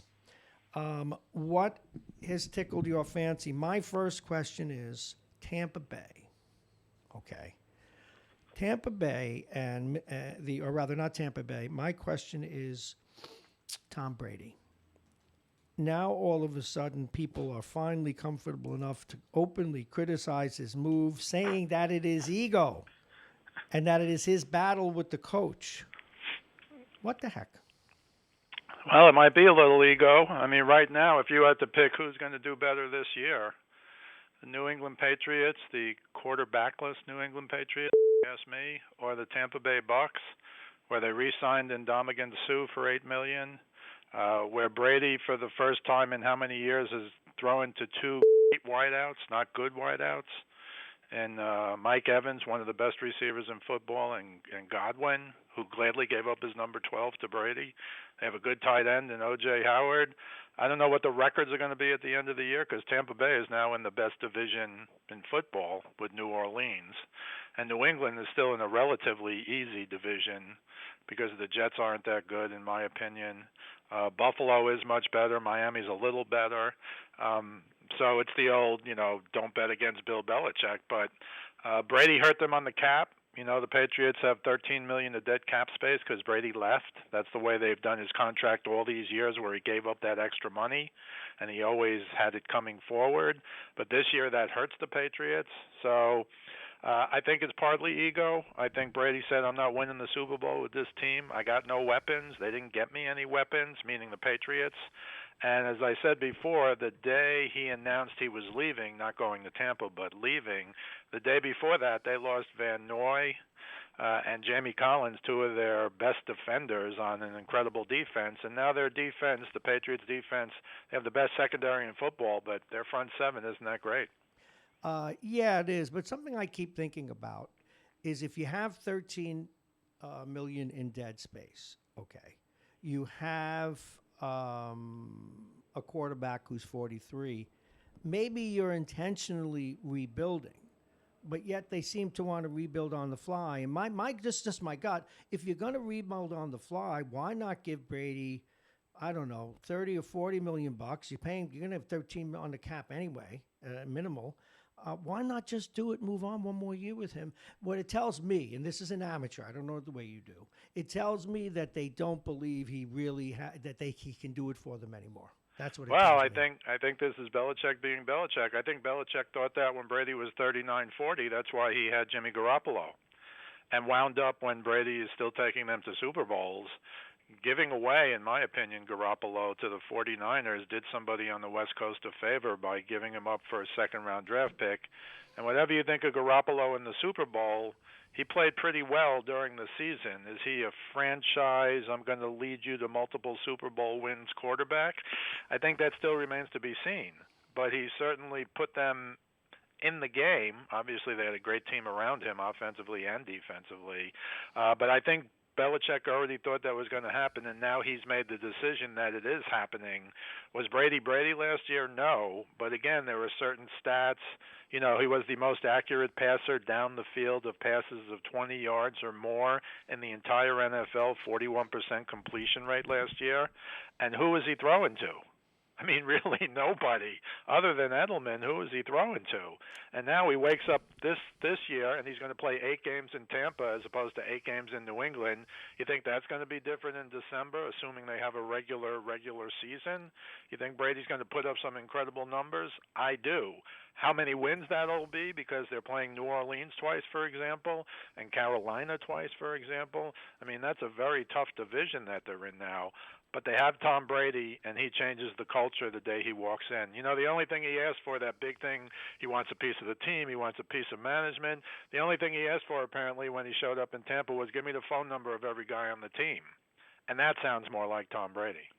Well, it does sound more like Tom Brady. Did you see the house he bought, or did he buy it, or is he renting it from Jeter. I Jeter? think he's renting it from Derek Jeter. What do you do with 36,000 square feet? I can't even relate to that. I mean, it's bigger than some hotels. You open up your own city. I don't know what you do. It's beyond the scope of my brain, but this is how these guys live. This is how they live. So, because you know what I'm becoming immune to, like a guy will be signed, like, I don't know, just take Brad Smith of the Rangers. Well, he only makes $4 million. $4 million. Yeah, he's only going to get $26 million for the next 5 years. Good grief. They're set for life, which is, I'm good for them. They earn it. They're at the top of their profession and all that. But that is an enormous amount of money when guys like the Verlanders, et cetera, or make 30, 40 million a year. I can't even relate to that. I mean, no wonder they have big, giant houses. What do they do with their money? Well, once upon a time they booed Koufax and Drysdale for holding out for like 100,000. I remember that very well. Yeah. Whatever the numbers were, and the owners in the old days, they booed DiMaggio when he held out at 40,000, and of course those guys were so grossly underpaid. But now the pendulum has Thank flipped, God. frankly, and I don't agree with this crazy money, but then people will say, "Oh, whoever gets 50 million plus a share of the gate for some movie, or performers go out and perform all year and make 75 million, Taylor Swift or whatever she makes." So I think it's gone the wrong way because, as you know better than I, but certainly when I was a kid, you could afford to go to Yankee Stadium. Well, that's the and beef sit in I the have. bleachers. See, if they were paying these guys this much money and we can afford to go, it wouldn't bother me. I mean, I do believe one of the problems that owners have is they're capitalists until they're on the losing side. Then all of a sudden they're socialists. Well, the best I could do when my kids were kids, unlike my dad when I was a kid, was we'd go to 2 or 3 Ranger games a year, 2 or 3 Knick games a year, 3 or 4 baseball games, Yankee games a year, and it's an impossibility now when you look at the ticket prices to show up for a family of 4 at fill-in-the-blank game and you're paying $5 for a bottle of water. It just drives you nuts because when I was a kid, my dad worked in the post office, and when the new Garden opened, he got season tickets to the Ranger games in row B up in the blue seats at 441, and it was $3 a seat. Yeah. Now, I understand that's 100 years ago, and I barely remember it, but I do remember going to just about every Ranger game. Yeah, for 75 cents with the GO card. Do you go back to the days of Andy Bathgate and Camille Henry, or do you remember who they were? I remember Andy Bathgate. His birthday was my birthday. I actually got into a spitting contest with none other than Stan Fischler a number of years ago when I was writing a column for MSG Network, because I wrote Bathgate was the greatest Ranger over Rod Gilbert. Stan Fischler had ranked the all-time Ranger left wings, right wings, centers, goalies. And I did some Bathgate research that I've never heard anybody do. I didn't know this, of course, when it happened. But Andy Bathgate, 8 years in a row, was in the top 4 in scoring in the National Hockey League as a Ranger. Okay, but I want to go back to something we were talking about, though. Camille Henry, one of the greatest Rangers of his era, great goal scorer. Didn't make the Hall of Fame, stopped short of that. And this is how bad hockey, but they were the worst. The players were like slaves in hockey. And because there were more teams in the minors than the majors, there were only 6, they didn't like you. They just banned you to the American League or the Western League. Camille Henry died eating cat food. The greatest defenseman of his era, probably the second best ever to Bobby Orr, and actually a better all-around defenseman than Bobby Orr. You probably heard the name Doug Harvey. Oh, yeah, from the Canadiens. He died eating nothing in a railroad car. Hockey was horrible. And then even as it went on in the later years, they got ripped off by their own union until Bobby Orr, Gordie Howe, and a whole bunch of guys finally challenged them. That's why no hockey player could ever make too much money, in my view. It's just that I hope that these new guys are giving some back in there when they do their deals with the players of that era. Well, a lot of people, blame Gordie Howe for that because he wouldn't go in with There's that famous story when Ted Lindsay, his teammate and the Hall of Famer as well, and a tough guy, apparently tried to get Gordie Howe to either threaten a strike or we want more money, and supposedly Gordie Howe held up a brand new Detroit Red Wings jacket that Adams, the owner, had given him, and said, "Look, he gave me a free jacket. Look at this jacket." Yeah, Gordy was a simple guy, and B, his wife was his, and it's one of those great paradoxes. The toughest man ever to put on a hockey jersey, Yeah. but he was timid in confrontations in real life. Well, that hurt the whole league, I think. Although it changed. Remember when finally he signed with Houston many years later? He was sitting in a bar with a guy you remember, Bobby Bourne. Bobby was just traded from Oakland to the Red Wings. And Gordy was still only making $25,000 in 1971. Right. And Bourne says, "What do you make, Gordy?" Gordy told him, he says, "I'm making 60 with the with the Oakland freaking Seals." And he started to wake up then, and that's when he left the Red. He finally woke up and let his wife do his negotiating, and and that's why he made up with Ted Lindsay and all of that. But they did a terrible job. Listen, I got to get to my next guest soon, but I want to know what you're working on. Yeah, well, we're actually going to shoot a bunch of videos via Skype tomorrow. We're going to do a thing. We haven't really talked enough on the air with you, but maybe next week. You know, the NCAA decided to give spring athletes that extra year of eligibility, but they also decided not to give the basketball players, the men and women's, not give them an extra year of eligibility. And the difference was, according to the NCAA, and this is how the NCAA justifies things, it's beyond stupid, I think, but they said essentially, well, the basketball players finished their regular season. The baseball players and the lacrosse players did not. So we'll give them an extra year, when in reality, you know this, Bob, if you play any level of sports, high school, college, especially college, though, what's your goal? Your goal isn't to finish the regular season. It's your a goal championship. Is to play in the conference tournament and then play in the NCAA men's and women's basketball tournament. So that's the distinction without a difference. As I've said in a prior video, and I'll do another one, Iona College and Fordham University has already played 16 baseball games this year. North Carolina played 20. So how is that different from another It's basketball totally team inconsistent. playing 27? Listen, I got to run. Thank you very much. When are you on The Fanatic tomorrow? I'm on Saturday with Joe Stazak, 2:10 p.m. on Saturday, and then Sunday morning at 11:10 a.m., 97.5 The Fanatic in Philly. Just Google that and listen live. Thank you, brother.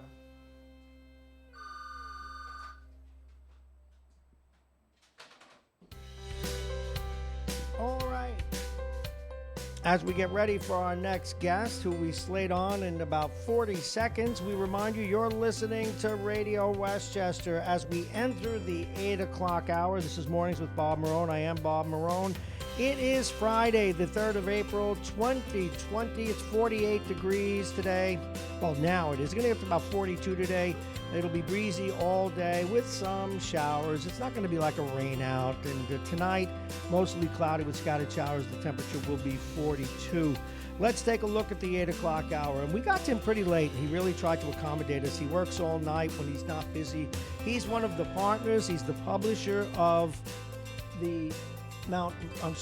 of Black Westchester magazine. He's the head of Blacks in Law Enforcement in Westchester County. He's a civil rights activist. He's now a vegan. God help us all. He's of course, an officer of corrections here in Westchester. Has become a friend as well. Please welcome Damon Jones. Good morning, Damon. Good morning, Bob. How you doing? How you doing? Hey, pretty good. I'm staying alive and staying safe. And, I talk with your partner a lot, who just does a great job for you, as you know. AJ, I love that man. AJ Woodson's he's the best. Has he always been like this, one of the nicest people on the planet? As long as I've known him. Yeah, I bet. Although he and I now, yesterday we were cheating. I called him. I was eating potato chips, and I think he was stuffing in donuts or something. And then I said, hey, I wonder what Damon's eating right now. You still eat, the stuff you post on Facebook, okay? It looks like I'm looking at the bottom of the sea. What are you cooking? What the hell is this shoot? Well, I mean, if I cook something, I usually just steam vegetables. Oh God. And I'm not trying to give a plug to the Ninja Air Crisper, but I've been using that lately a lot. Just chopping up vegetables and putting it in the air crisper and seasoning it up. And the other day I put some barbecue sauce on the vegetables. That does sound good. Yeah, no, it was very good. All right. It was very good. Well, because And you go ahead. I tried. Okay, I know I did. I was in the store a couple of weeks ago and I saw this thing, and it was quinoa. Is that how you say it? Quinoa, Yeah. kale, and not cabbage, cauliflower, in like a Yes. mix, right? Yeah. Well, I said, let me. I'm going to be Damon, then I'm going to tell him I did it. So I steamed it, opened it up. I felt like I was eating sawdust. No, I said, how's he eat this stuff? But see, now I wanted to put anything on there, gravy, bat blood, anything. How do you make this stuff taste good, Damon? But you have to season it. Find different organic sauces. Oh, Or you can make your own sauces. You can make different sauces. A lot of times people use liquid aminos. It's something you can buy like liquid aminos, and it actually tastes what do you like mean? sauce. Liquid amino acids, for God's sakes! I got to get a Well, chemistry set to make dinner. no, it comes in a bottle. It actually tastes like soy sauce. Good God! But My daughter's a but it doesn't have the microbiologist. sodium. My daughter's a microbiologist. I'll have her cook, for God's sake. Yeah. But it doesn't have the sodium, so it's less than sodium. It's for people who have high blood pressure. Yeah, That okay. like the taste of. Oh, that's right. That's right, because it's not sodium. Now, I have to ask you this, and then we'll get on to the other stuff. See, Damon and I have so many different things we could talk about because he's now become a very committed vegan. Do you ever walk by a pizza place and just want to, go in with a gun and say, "That's it, I'm taking over"? Absolutely. We have Americans. We are suffer from food addiction. Oh, no kidding. And the fact that we can't live without cheese. Like cheese is the hardest thing, for myself. Uh-huh. But we are, for the lack of a better word, pimped by these corporate food entities to make us want this stuff and be addicted to it. I see. Yeah, but I'm still waiting for the day. I'm still waiting for the day when I open the news. Ladies and gentlemen, we're breaking now out of Mount Vernon. Corrections officer, civil rights activist, newspaper publisher has taken 2 pizza workers hostage when last seen. The police are saying, "Mr. Jones, put the pizza down and come out with your hands up. Come and get me, coppers." That's gonna happen. It's a struggle. It's definitely a struggle trying to eat the right food. Yeah. But when you go to the doctor and you see that you're close to coming off your medication and different medications, it is definitely. Well, that's good for you. It is definitely a push for you to eat better and continue it because the medications are sometimes more harmful than the actual illness that you have. Well, because of the side effects. Again, my guest is Damon Yes. Jones. Now, today we have Damon on for a specific purpose, but I always love to catch up with him, as you all now can tell. We saw in the paper yesterday, Damon, that 23 corrections officers and 3 inmates up where you work in the Valhalla facility have come down with the virus. A, that's scary. B, how do you guys manage this? And do you think it'll get worse? And what do you think we ought to be doing? Well, I hope it doesn't get worse. I think governments, county, state, and definitely the federal government was behind the ball on really being proactive against this virus, not understanding the virus, and I think it caused a little collateral damage, but in the process, I think we're getting there where we can actually control the virus within jail facilities. It's still a fight for labor unions, not just in Valhalla, but all throughout the country, to make sure that we have progressive precautions that we do not spread this virus even more. I do believe personally, as any first responder or essential worker should be prioritized in getting the test. We should know what employee has it and does not have it, Are they because we are now. now the officers who have it? Have they been identified? Are they now home quarantined? A, B. What are you doing for the inmates that have it? I understand that because of the new bail laws, there's more room in the jail. At least as I understand it, are you able to separate them out? Absolutely, Officer? they have done that. They have separated them out, and um, because the population is low, the lowest in my 30 years of working there. So they're able to set them out. It's a struggle to have social distancing in an environment that for the historically it's controlled. So to have social distancing in a place where you need people in certain areas, and for the fact of the safety and security of the facility, it's an uphill battle, Yeah, but it can be done. I'm trying to imagine how you do it. For example, if you do a new intake, okay, let's say someone's going to be there, because I know some people for short sentences are actually sentenced there. Now, in that case, you have to lead the guy or gal, the appropriate people, of course, to a shower, and then hand them clothes, and then assign them to a cell, and then sometimes they're cuffed or not, I don't know. How is it even possible to establish social distancing in that kind of a responsibility? You can't. Well, no, you can't. So you have to, wear your mask. I tell officers you wear long sleeves, cover your skin, wear your gloves, wash your hands. And what I do, I spray my uniform with Lysol. No kidding. Yeah, absolutely, absolutely. Because as we're getting more data, right, on the virus, we're finding out more things. We're finding out that just being 6 feet, does not actually protect you. It's a precaution. But now we're finding out the smaller droplets of what comes out of your mouth stays up in the air longer. The heavy droplets drop.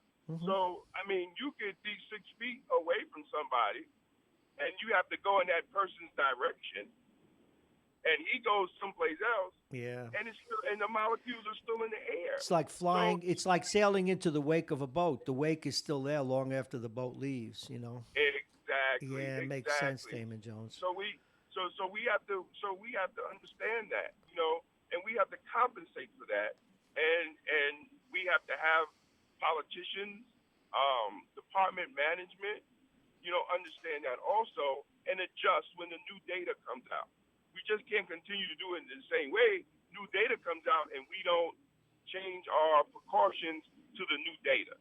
And I think that's what needs to be done in all jail facilities. And I also want to say this. For first responders and essential workers, if they work as civil servants, the elected officials should pass legislation to make sure that these officers and their families are covered if they die from this. See, we can't just think that they are covered, because there's always loopholes in legislation, right? This is the first time that we dealt with this in the United States on this level, because we have a worldwide economy. It's interesting you say that. If I'm sorry to interrupt, I just want to reset. My guest is Damon Jones, 30 years as a corrections officer, also the publisher of Black Westchester magazine, activist, and now one of the nation's greatest advocates of a vegan lifestyle. He eats grass every day. It's almost like what I'm hearing you say is for yourselves, for police men and women, firefighters, and medical EMT people, who I think we grossly underrate, nurses, doctors. There ought to be some sort of a combat pay and a special, and some sort of special insurance should you lose your life on the job. Is that what I'm hearing you say? Well, yes. Well, Yeah. definitely, we definitely need hazardous pay. Yeah, absolutely. I think I think anybody, any union president, right, that's representing first responders and essential workers, if they don't go into contract time, making sure that we're covered, not just in our benefits if we die and our families, but covered financially, because Yeah. this is like we're at wartime. This is like we at wartime. So I think it's the responsibility of these unions to address this in these next contracts, to make sure that we are properly compensated. I'm sorry. No, that's But okay. also Lowe's, it was just on the news. Lowe's are paying their workers $2 extra an hour while this virus, is going on. So they see the value of their workers during this time, coming to work, taking the precautions, doing their job, and that should be the same way with first responders and essential workers. We should have that same respect and that same value to the municipality. Yeah, and you have the no government. and you have no say. You have to go to work unless you get sick. Uh, Exactly. and Exactly. now you don't strike me as the type to be frightened, but you're prudent. Are some of the guards afraid now with the virus? Are they afraid to go to work? Or they because they ought to be. Yeah, everybody is walking in the line of caution. Like you have to look. Like my mother-in-law, she has COPD. Hmm. She, Oh my God! Yeah, she yeah. she walks around with an oxygen mask. Oh, If geez. if I go to her house, right, I have to stand outside. I Uh-huh. don't want to come and see her. If I need to pick up something, she has to put it in the hallway. A friend of mine who works down at Rikers, her husband is a cancer survivor, so she goes to work every day, and she's nervous about getting it because if she gives it to her husband, Hmm. that's a death sentence. Yeah. You know what we're So learning, if I may, Damon Jones again, our guest. Now, you're a guy who's in really good shape, especially now with your new diet, which I kid about. You've got your blood pressure under control, your type 2 diabetes under control, all the rest of it. But so you're a big, strong guy. I play hockey with a guy who is much like yourself, really well conditioned, strong as an ox. He really cardiovascularly fit. The guy is probably, as I talk to you, Damon, an inch from death, and no one really knows why he got it. It got bad. It got worse. They were treating him at home. Then they put him in the hospital. Then he was on 50% oxygen.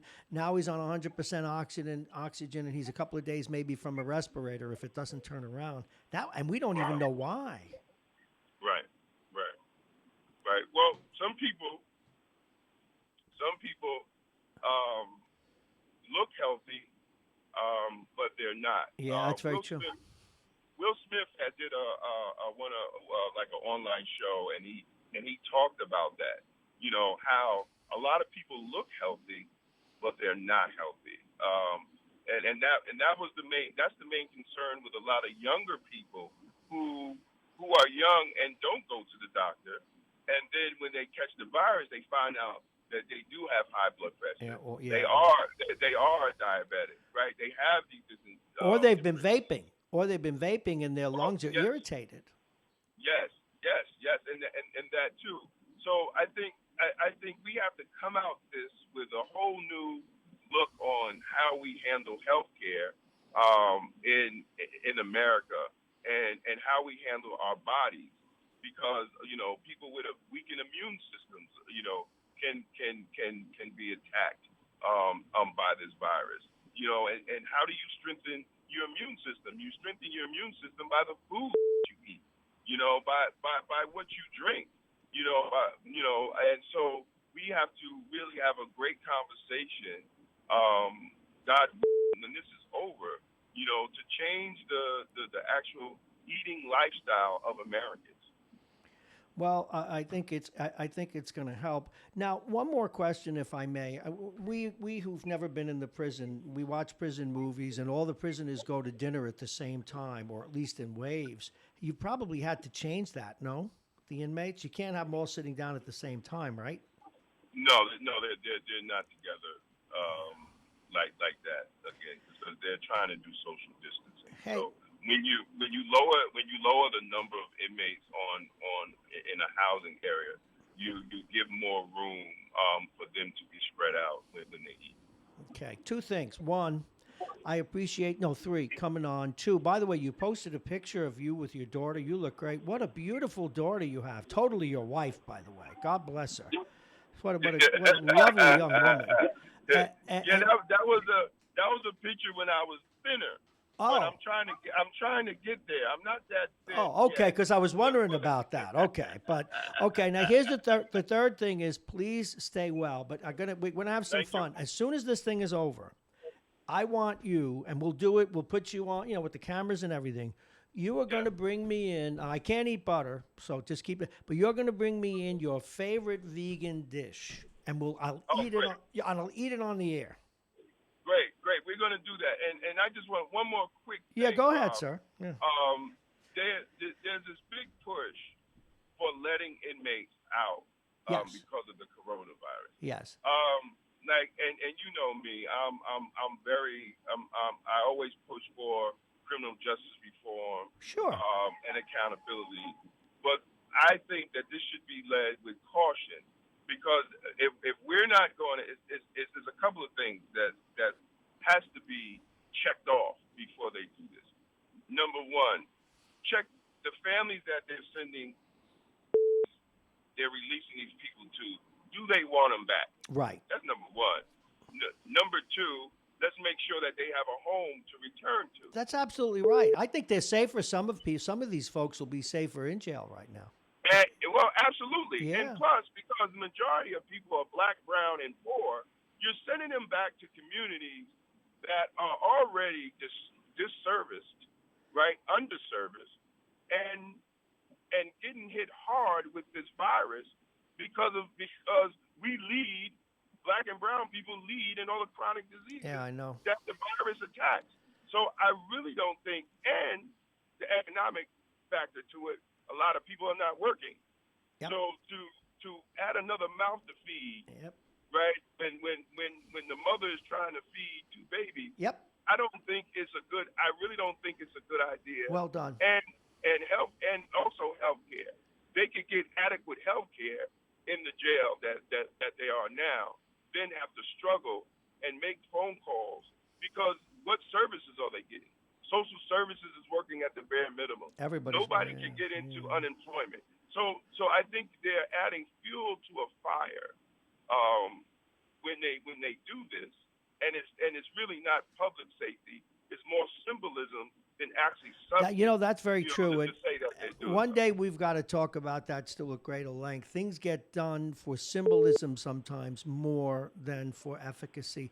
Damon Jones, please be safe. My best to your wife. Have a couple of cupcakes. No, she's not. He's not going to do it. He's going to have a salad. Thank you so very much. I really appreciate your time, man. Thank you, brother. Drive Take safe, care, man. brother. You be well. All righty, he's up next. We're glad he's back. We don't know what the heck was wrong with this man, but he was a little under the weather a few weeks ago. We're very happy to know that he's feeling well now. And I always say this because our regular guests wouldn't be regular guests, some of our callers too, if I wasn't really fond of them. And I admit, he's a politician. Well, he's really a businessman. But he also is someone I've really come to have a great regard for and enjoy, even though he picks on me. He's the city councilman from District 2 here in New Rochelle. He also is going to be a statue of him here in Westchester as the last well-regarded and wins a lot of elections Republican. He is like a gem. He's a one of a kind, sui generis. Please welcome Al Tarantino. Good morning, Mr. Councilman. How are you? Good, Bob. How are you today? Good. You sound great. Yeah, I feel good. You sound terrific. Feel good. We're gonna talk a little bit of business, but then we're gonna talk about stuff that you and I occasionally talk about, like brajut and things like that. Now, you know Damon Jones, I know from your political life. I don't know if you know that Damon has become a full vegan. and it's Who? Damon Jones. Yes. Yes. You Sure. know Damon. He's become a full V vegan, whatever you call it. And Mm-hmm. it's reversed his blood pressure. It's reversed his diabetes type 2, and he posts on Facebook all these. Everything is green. It looks like all he eats is lettuce and cabbage. And as for me, I don't know that I'll ever be able, like on Christmas Eve, when you have the prosciutto and the salami and the fish and I can't see me giving that stuff up, Al. Yeah, well, it's it's a life choice. It's very difficult to make, and I know people that have done it, and after they've done it, swear by it. So yeah, I it know. I guess it works for some people, and others it doesn't. No, I keep waiting till I have to do the news story where the police are telling him, "All right, Mister Mister Jones, put the pizza down." Put the calzone down, drop the gun, and come out with your hands up. I can't just waiting for it. Anyway, I know you've had some city council meetings. How is the city faring? Do we know how we're taking obviously a hit? For example, I haven't gotten a lot of tickets, so I know you're losing a lot of income, sales tax, etc. What is the state of the city right now? I know things are looking up with regard to the virus here in New Rochelle. But yeah, what do you know? What can you tell us? Right now, we're anticipating that there will be declines in areas of sales tax, and obviously right now the biggest issue is getting through this time frame with the virus. We're working on it with limited crews out there. We're still doing all the services that are required. The police, fire, sanitation. We're picking up the garbage. We're picking up the recyclables. But we will wait and see after it's over, and see exactly where we are. I know the big issue is going to be sales tax. I mean, there's the car dealers are shut down. People are just buying food. We'll have to wait and see. It's a concern. The hope is that when this is over, the economy will bounce back. But nobody knows. Nobody has a crystal ball. Nobody really knows. And of course, you don't moan and complain about it. It's not your style. But your business is closed down. Your wonderful jewelry business, Town of Jewels. Yeah. Main Well, Street. Again, it's tough times. My biggest concern is that there are going to be businesses that won't reopen.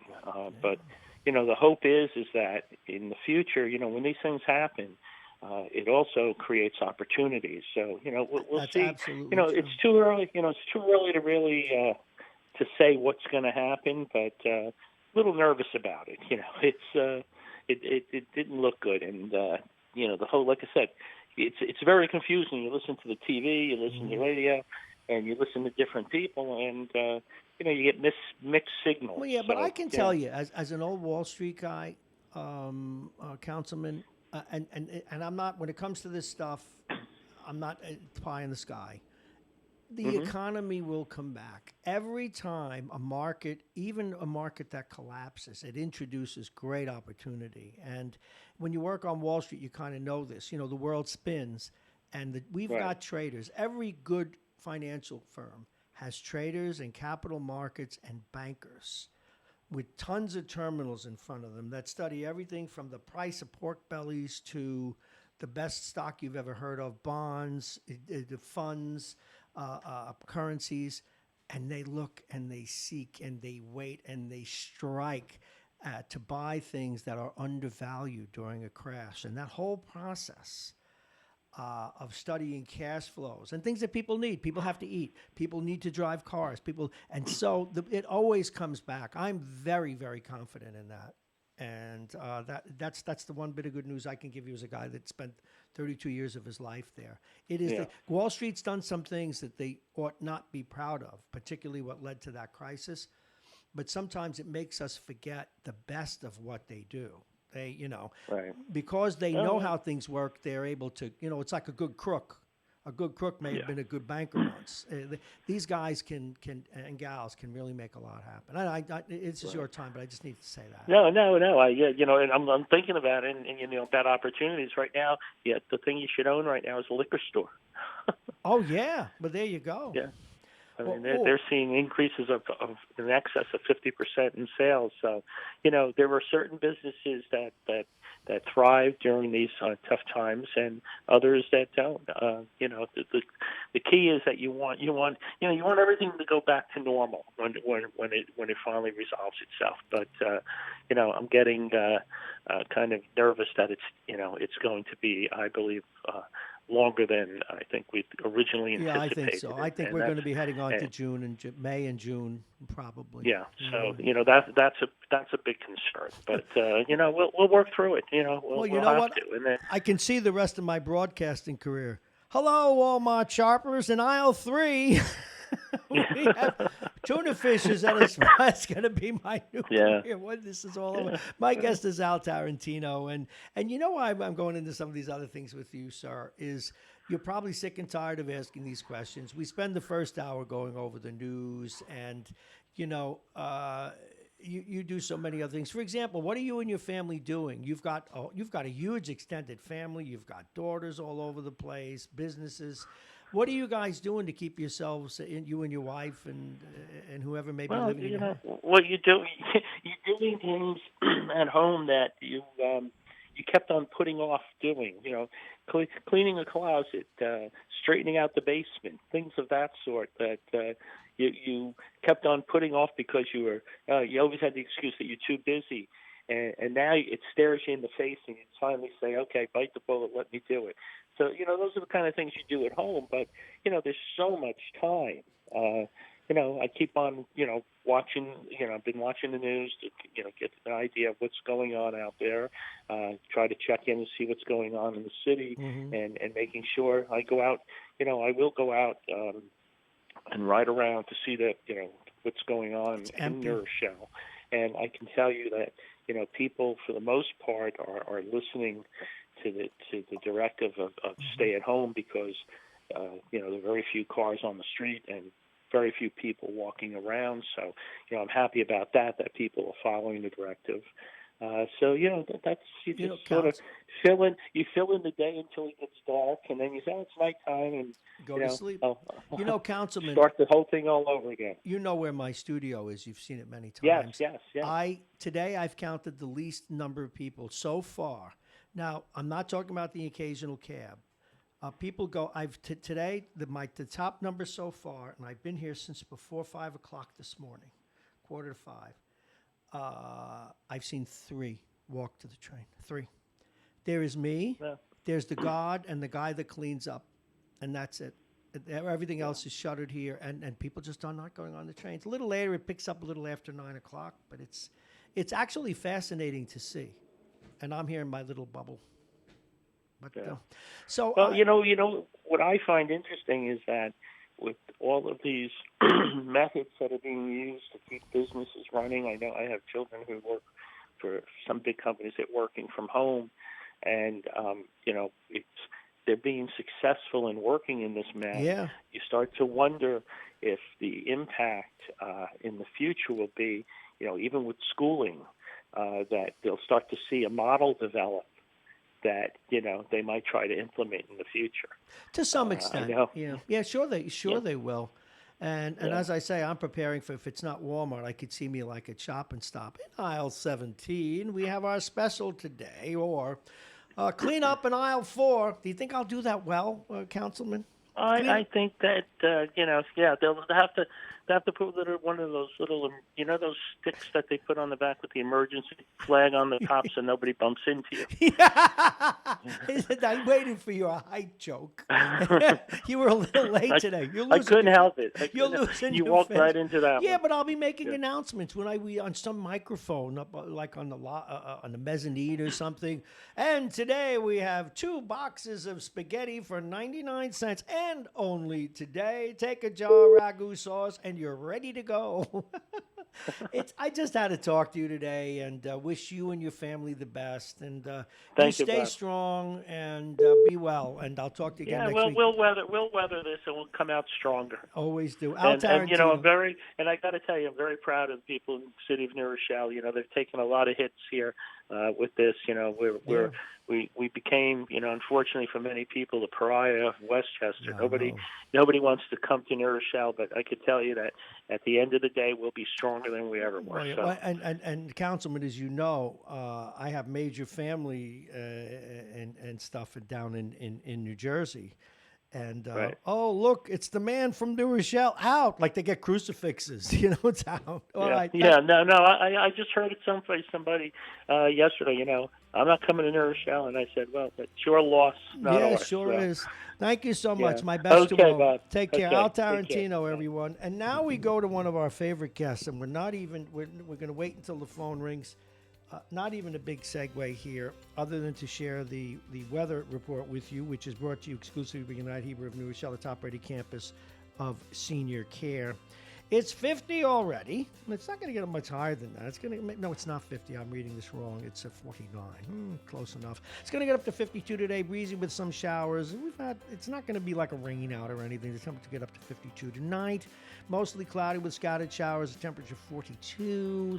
Saturday, morning clouds giving way to sunshine, getting up near 60. Sunday, sun and clouds, 60. But guess what? Monday. Now, you may say, well, but it's Monday. We're back to work. Well, no, most of you are not. Mostly sunny skies, 65, kissing 70. You can't be kissing anybody right now unless it's your regular steady because they may have the virus, but you catch my drift. Try and enjoy Sunday and Monday. And we thank Aging Issues Management, the law firm of Payne & Con, Plug-in Virtual Reality, and our friends at the Beachmont Tavern. Dr. Sternberg should be calling in any moment, or I will call him, one or the other. Now, what we're going to do at 9 o'clock, we have two guests at 9 o'clock, and it's games, fun and games is that segment, but you might want to do it home. Jake, who you know is our handicapper, sports guy, but he handicaps, likes to bet a little bit, likes to play cards. We're going to talk about card games with him. We're also going to talk about gambling and different online games. And then Ian Massaro joins us at 9:30. He knows his way around. Now, for full disclosure, he's my grandson, but he's been in the radio with me frequently over the years. Ian, oh yes, Dr. Sternberg. Doctor, the line's open. You can call now, 999-4006. Ian is going to talk to us about the board games and the discussion games that people like to play, like Scattergory, Family Feud, and we'll see how he is doing. But right now, one of our favorite guests, and if this thing continues, I know we're going to start our new at a show at 9 o'clock, probably on a Friday or one of the other days of the week, or maybe even a different time that suits him. Apropos of what he did for many years until he had a dentist, a teaching gig that he has to fulfill. But he's Dr. Victor Sternberg, and he is the host, or has been the longtime radio host of Politics and Your Health on several stations here in Westchester. He is our regular guest for a half hour every Friday. And I'm also proud to call him a friend. He's a periodontist by trade, but he's very concerned about, of course, prevention. His whole practice is based on prevention. You got a periodontist by trade who's given out one opioid prescription, I think just one in the last 25 years or something, some ridiculous number. But please welcome once again Dr. Victor Sternberg. Good morning, Doctor. Good morning, Bob, on this continuing tumultuous time. They are tumultuous times, but I was just bragging about you, and I forgot. How long since you've only given out one opioid prescription in how many years? Actually, I've not given out one in 15 years. Good grief. I took a course based upon a study that clearly showed that Tylenol and ibuprofen were actually equal or superior to morphine and OxyContin. So I said, that's it. And that was the end. And interesting enough, it took years for my colleagues and the medical profession to get it. It's just, it's a good example, Bob, as it relates to this health crisis. Mm-hmm. Misinformation, the promotion of political ends and financial interests, and the unwillingness of professionals and the government to examine premises, leading to a different crisis, the opioid crisis, which has killed many more people than the coronavirus. But it is another example that if I see it and I'm just periodontist who listens and learns, why didn't my colleagues, why didn't the medical profession, why did not the government clearly step in a decade ago? Well, and there's no answer. Well, one of the things we've been talking about all day, and apropos, well, a little bit off and on this morning, and apropos of the reason for your radio show is the role of government in these kinds of things. Now, as you know, the president and now some of the governments are pointing to each other. You should have been ready. You should have been ready, not realizing that they are embarrassing themselves because the very fact that they have to say that tells us that there was no coordination at all that was done, or at least that was done effectively in terms of prevention. Now, as a medical professional, what's your understanding in a crisis of this magnitude? Where should the leadership come from, and how should it be coordinated? And if there was a pandemic, if you will, disaster plan, who should have had the bulk of the supplies?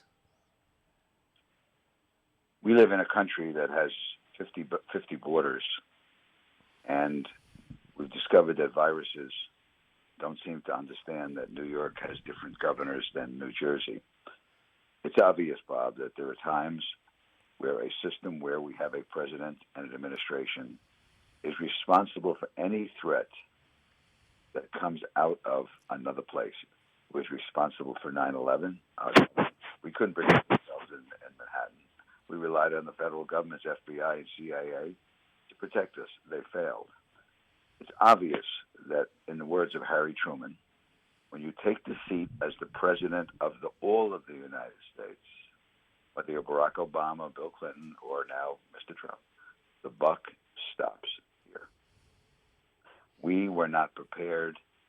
The president has been in office for over 3 years. Whatever was not done before could have been corrected. We came up with a new tax bill. We started building a wall. We put tariffs on China. A lot got done that fit a political agenda. There was no political need perceived to deal with a coming pandemic. Therefore, it was not done. We were warned in January. A lot of backpedaling, no responsibility. Yes, we as a country, and it's been warned before by other leading scientists, including someone like Bill Gates, that this was going to be a great crisis. Why did we ignore it? Well, the NIH was ambivalent too in the beginning, as I recall. Many listeners have sent me copies of how they described this at first. So there was ambivalence even in that organization, and I think the World Health Organization as well. Is that what about that? Well, if the world is ambivalent as it's been, we can only be responsible. We're ambivalent. I understand. We Bob, we were never ambivalent to the fact that we could lose a nuclear war, so we have overinvested in destruction of the world many times over. There we've invested our resources. I'm going to tell you that based upon what happened with the opioid crisis, that people in power who have the ability to change the course, unless they have a political interest, they will not do the right thing to prepare us. This is a failure of government. This is at the top level. Ronald Reagan, when he was president, had made a statement after the debacle in Lebanon, where 283 Marines were killed by the then budding Al Qaeda, and they asked him whether he was going to fire the generals. He didn't say the generals were wrong, even though they perhaps should have provided better protection. He said that when I accomplish something, I will be happy to take the credit. And when something goes wrong because of me, I will take the blame. I sent the soldiers there. Their deaths are on my soul, not the generals. That's the last time a president had a statement like that. Well, Ronald Reagan, I think one of the things that I loved about Ronald Reagan, even though I always didn't agree with his politics, but absolutely loved about him, is I never felt when he was president, even when he made decisions or employed policies that I didn't agree with, I never felt he didn't represent me. I never felt I was excluded. And yes. that goes back so far now since I felt that way. It's unfortunate. Bob, we went through the Ebola crisis, and we were worried when it got here. There was a big hubbub. We've been warned about Ebola for a long time in Africa. It's killed many Africans. Fortunately, it's kind of burned itself out. But we got very excited when we had a couple of patients in the United States. There was a lot of hoopla to come up with a vaccine, find a better way to treat it. It took lots of deaths and a threat to America. The world we live in, because of the fact that we're no longer connected by anything other than walls don't protect us anymore. Oceans don't protect us. We are all now subjected to what happens in other countries. Mm-hmm. Whether we like it or not.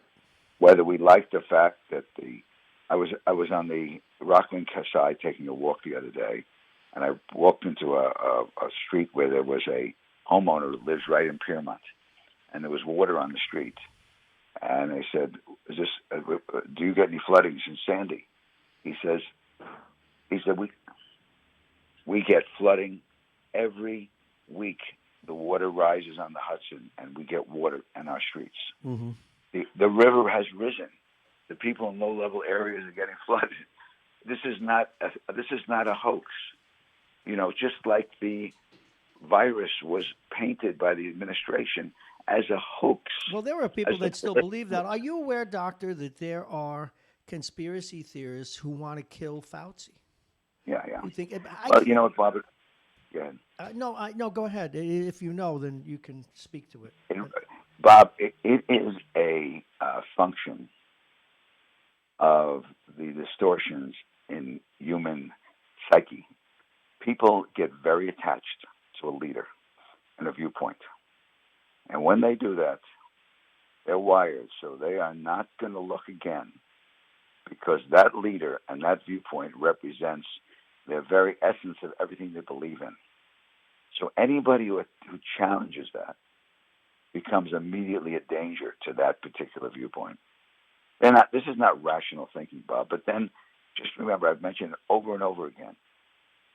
The people in Germany were highly educated. They got attached to a viewpoint that would demonize the communists, demonize the Jews. That's why Germany was not successful. They would not give that view up, right to the destruction of their society, and even after the war. So just be aware, Bob, there's a certain significant percentage of our country, and perhaps every country, where the views they hold are so antithetical to science and reason, but if they will not give them up, and they will destroy any messenger who challenges that viewpoint. That's one of the things that's missing in our society is the ability to change our minds. And you know what I'm proud of? I used to really love the current control in the state of New York because he was a finance guy. He was independent of the governor. And then he behaved like a Quisling when it comes to Mount Vernon. And I'm glad to say I call him out on it just about twice a week. I want to move on to something else. Again, my guest is Dr. Victor Sternberg, the longtime host of Politics and Your Health, starring Dr. Victor Sternberg. How is your assistant? You had reported, and I know people have asked me, sent me text, how is your assistant? How did she make out? Well, a lot of prayers, Bob. It came true. She was hospitalized 10 days ago, and she was put on a respirator last Saturday. She could not breathe. They put her on a respirator. She's been downhill every single day. And now that I know from the governor that only 20% of the people who are put on respirators ever come off alive, I didn't know that. I didn't know there's an 80% fatality rate at that level. So when on Wednesday, for the first time, they told her daughter that they were able to decrease the volume of the respirator a little bit because she was beginning to get some air on her own. Mm-hmm. And then on Thursday morning, when they took her off the respirator and she was able to breathe for the first time by herself, to the point where last night she reached her own home. She's now home from the hospital, apparently no longer needing any support, and God willing is on the mend. Thank God. And it's very capricious, this illness. I told you about a close friend of mine who was in dire trouble. And one of the fellows I play hockey with, who was one of the best conditioned among all of us by measure, by multiples. Just incredibly fit person. Has never smoked a cigarette in his life, for God's sakes. And he went from bad to worse in a week, and then into the hospital. And then now he's on 100% oxygen. And I know what the next step is. Now, is it always 100% oxygen, doctor, when they put you on oxygen? Or was there usually a percentage before that different or something? No, they put a cannula or a little tube under your nose, and you breathe. Everything you breathe in through your nose is being provided by this air that's flowing into your nose. So it's 100% oxygen you're breathing in. However, they're not supporting your lungs yet. They are basically, when they put the ventilator in, they put pressure in that ventilator that forces the air in to try to get it through the lungs into the bloodstream. The key is not the expanding the lungs. The key is getting enough of the oxygen through the lung tissue, which has been covered over by this mucus, and get that into the bloodstream. You die from a lack of oxygenation. So that's your friend's next step. You have to pray that his immune system is beginning to attack the virus. We have been, and that's what we're hoping. Now, he can't talk. He texts a little bit, and I think they actually, at this point, have him on a full mask. He's not even on the nose one. They have him on a full mask. They do? Yeah. Well, then he's getting, He is, God willing, he will turn around. But, why did my system survive? Because forgetting about divine intervention, which we can't, unfortunately, sell at the pharmacy, we really have to assume that her immune system was beginning to diminish the viral load. Now, there is, if I may, there is this term, and I got it for you. Pardon the interruption. It's called cytokine or cytokine, what they call an overreaction of the immune system gets stimulated. And like a guy who loses his cool in a bar over a slight insult, instead of just punching the guy in the nose, beats him up and kills him. The immune system can do that, doctor, and that's almost spells death when it happens. Well, it's called a cytokine storm. Yes. And what happens is that there is an attack on a part of the body. The body defends itself by producing cells to fight that and rushes blood to the area. But there are people for whom that insult produces such a severe cytokine, which are little chemicals, it causes inflammation. The cytokines result, the battle between the cytokines and the visiting pathogen cause this battleground, and the battleground causes a severe inflammation. The inflammation becomes the cause of the lungs not functioning. The body actually produces so much fluid and tissue. Yeah, that you drown. Right, it drowns. So that's, and interesting enough, I just finished reading an article about women. Women survive more than men significantly around the world. Do we know? Now, well, it's interesting. The article was, I point to you in the New York Times. Basically, first of all, that girl babies far out survive male babies in the first year of life. 80% of the people to reach 100 are women. And the oldest women in the world, the women have a much higher, as we know, live longer. Now, we used to say it was lifestyle, it was et cetera, but it turns out there is a lot of evidence that the two X chromosomes that a woman have some protective quality. And they postulate that there's a key for the virus to get into the cells. It has to get through some barrier. And the fact that women have two X chromosomes provides an extra level of protection on a cellular level that provides them with the ability for less virus to enter their lungs. And so there is a difference. And, there are many studies that are looking at women's response even to certain cancers, and they outlive us for a number of reasons, leaving out alcoholism and violence and, smoking. When they check variables for all of those things, they still find that women's immune system has a benefit that keeps them alive. And if you think about it, Bob, the way the world works, who takes care of the woman has to survive childhood. Yeah. Women have childbirth in the most brutal conditions. Yeah. The flip side of it is women also have a greater number of immune diseases. Many of the autoimmune diseases are much higher in women because like lupus. I don't think I've ever met a man who had lupus. The same immune system that protects the one from the virus, if it gets out of whack, will cause these autoimmune diseases. So there seems to be a connection with those two X's that seem to protect the woman, except make them vulnerable to things like lupus. Hey, doctor, you and I have spent many years doing a show called Politics in Your Health, so I am going to go there. If we were gathering statistics, and this is just a little finger in the eye of being overly politically correct, if someone doesn't want to put their gender down on a form and you have to report this disease, how do you report it? Absolutely, and it's important, and even their race, because there's certain diseases. We have this thing in medicine. Yeah, like sickle cell. Certain diseases have to be treated differently in different racial groups, and it's absolute. We get into this thing about science, religion, and politics, and we are unable very often. In fact, it seems to be more often than not, just to look at science as the one thing that should make the decisions. Whether we like to believe that women have a better immune system or not, they're superior in some ways to men, or we like to believe that maybe certain races have certain propensity for diseases that makes us different. This inability or unwillingness to say there are differences based upon gender and race, and those things are real. They're used against people in the past because of political reasons and persecution. I get that. However, let's let go of that. Let's stop. We're going to oppose racism and misogyny. But when it comes to science and health, throw it out the window. No, so is there a way, like, have they put on forms, for example, because I know now a lot of politically correct people want, if someone doesn't want to describe your sex, you can't, or they may say sexually fluid. But can't we go down another level and say chromosome status so that at least we get the information right? And one of the things that the politically correct people don't get is that it's all about words. Words are powerful, but they're also inadequate.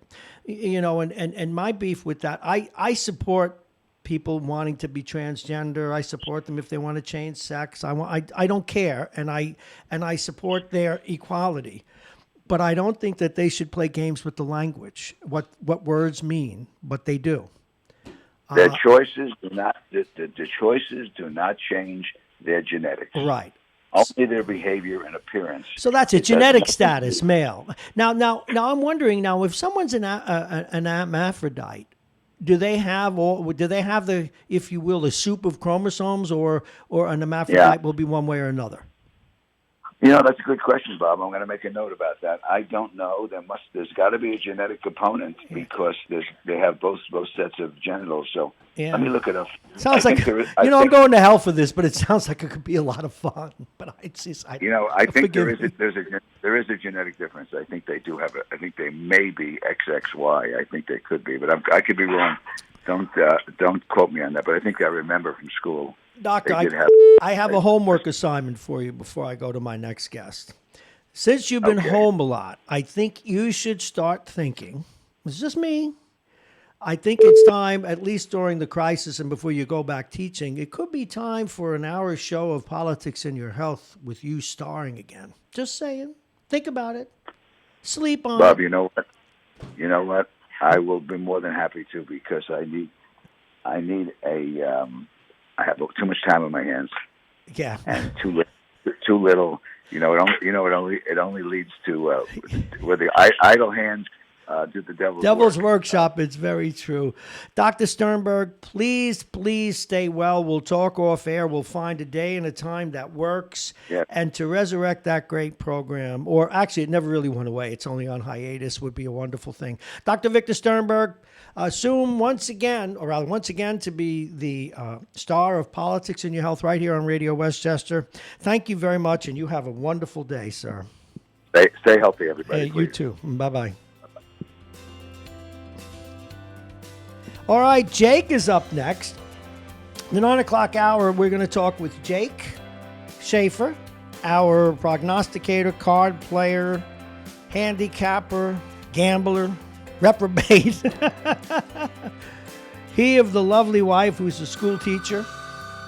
And after that at 9:30, we're going to talk with Ian Massaro about some games you might want to play at home. So keep it clean.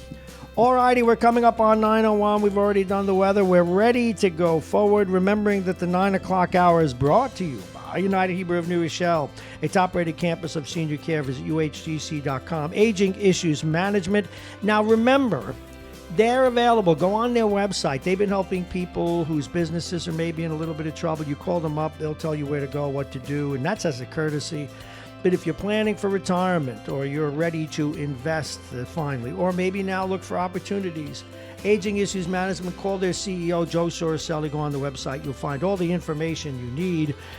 A law firm you might want to consider, particularly for personal injuries, the law firm of Pena and Con. Dominic's Fine Cigars, right here in Larchmont. They've even got a smoking room. You can't go there now, but you can go buy a cigar. No, they're probably closed, but we still support them. Pluginvirtualreality.com, and don't forget the wonderful burgers, smothered sauteed onions, or the wings, or the boneless wings, which cannot walk, at the Beachmont Tavern.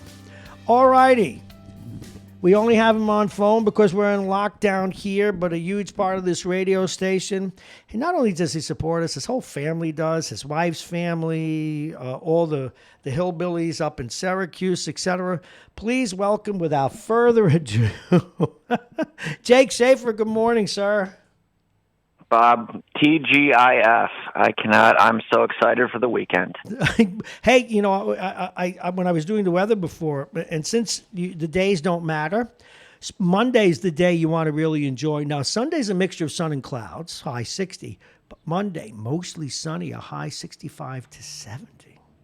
So I'm just wow, saying, that sounds fantastic. I'm just saying, brother. Now, today, we want to talk a little bit of sports, but before we do that, there's literally no sports to talk about. Well, there is. I wanted to ask you something. Well, the WrestleMania is this weekend, and they are going through with it, and I'm so bored, I will probably watch it. Well, you know, there's ways around that. Well, a lot of the sports have old games on, but you are a guy who likes to play cards, and I'm thinking of people home, and Ian's going to come on later and talk about like games, board games and such that people play. But what's your favorite card game? Let's jump to the chase. When people want to put some, not necessarily serious money, but maybe a few dollars, quarters, dollars, $5. What's your favorite card game? I just put in $30 into globalpoker.com, and I'm having a good time with that. Now, does that mean you actually play it online? Look, this camera's off. Let me fix it. Go ahead. Does that mean you actually play it online? Yes, you can. That's what you do, and it is. Are you playing a computer or some other yokel somewhere? Exactly. The yokels. Oh, okay. Exactly. Okay. Now, how you making out? Well, right now I'm down. I'm down to $15. So I'll keep you abreast on how it goes on Monday. Okay, which games are you playing? You know, again, a lot of people who haven't played cards, now they may want to because it's a lot of fun. The games I know, and I'll just prime the pump, I know 5-card stud, 5-card poker, 7-card. I know 2 down, 4 up, 1 up, whatever that's called. No peaky. What is your favorite card game, and what is the standard poker game that people play for lots of money? What kind of cards? Well, right now I'm playing very low stakes, no limit Texas Hold'em. The antes are 10 cent, 20 cent. No, but tell us what Texas Hold'em is. I don't have a clue. Well, you're dealt 2 cards. You're shown 3, and then you bet, and then you get 2 more to come. Oh, okay. So Texas Hold'em is because I always think of the 2, 4, and 3. Well, I guess that's what it is. Yeah. Okay. So Texas Hold'em is that now when we turn our television dials or press the button? Geez, I'm showing my age, and we see people playing professional poker on TV, which is about like watching paint dry. But still, what are they playing? This Texas Hold'em? Yeah, that's what they're. Okay, so it's not like the standard 2 up. What is it? 2 up, 4 down. Yeah. Well, there's so many. Yeah. There's so many different variations of poker. You got pot limit, but I just like the 2 down and go from there. 2 down. You get the aces. Yeah. You get aces is your best hand, 2 sevens your worst hand, because you can't. That's the hardest hand to make a straight. You can't make a straight from that hand. You can't get, So you know all this unsuited. stuff. Okay, now what about people who go? Or sometimes people play 21. How common is it for people, for example, to count? Are you talking about blackjack? Yeah. Yeah. Do you ever play that? I have. I'm not very good at it. My brain doesn't work in that capacity. Okay, but what- I have played it. Just Okay. to when you just want to gamble, and if I can find something for this stupid WrestleMania, if I can find a site that will take my money, I will gamble on WrestleMania. You will gamble on WrestleMania. Okay. Oh, all right. Because that's because you like to gamble. But I'm interested in though, when you got 5, 6, 7 family members around the table, and that's what I like. Basically, because I'm bored. Right now, you got this 2, 3, and 4. You got Texas Hold'em. What is the strategy in that game, and is it just trying to figure out a little bit of luck, seeing what everybody has, the up cards? What's the strategy for it, and what makes it fun?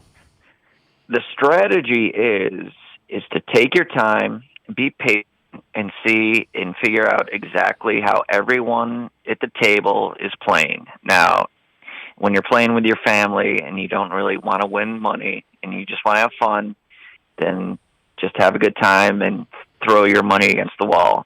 But if you're actually playing the game, you sit around, you figure out every single person that's at the table, you see how they're playing the game, and then when you figure everyone out, then you start playing. It takes a lot of time. When you say it takes hours and hours of observing these same people. Exactly. What do the best players have in common? Well, they're all different. Okay, give me the type of best player that you respect. What do you see in them? What are their skills? How does it manifest? Guys that are super aggressive, that raise and raise and raise and put pressure on people.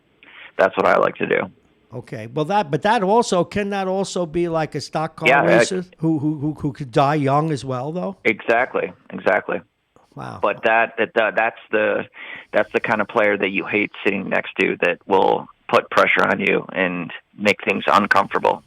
And especially if you don't have deep pockets, because you have to be conservative.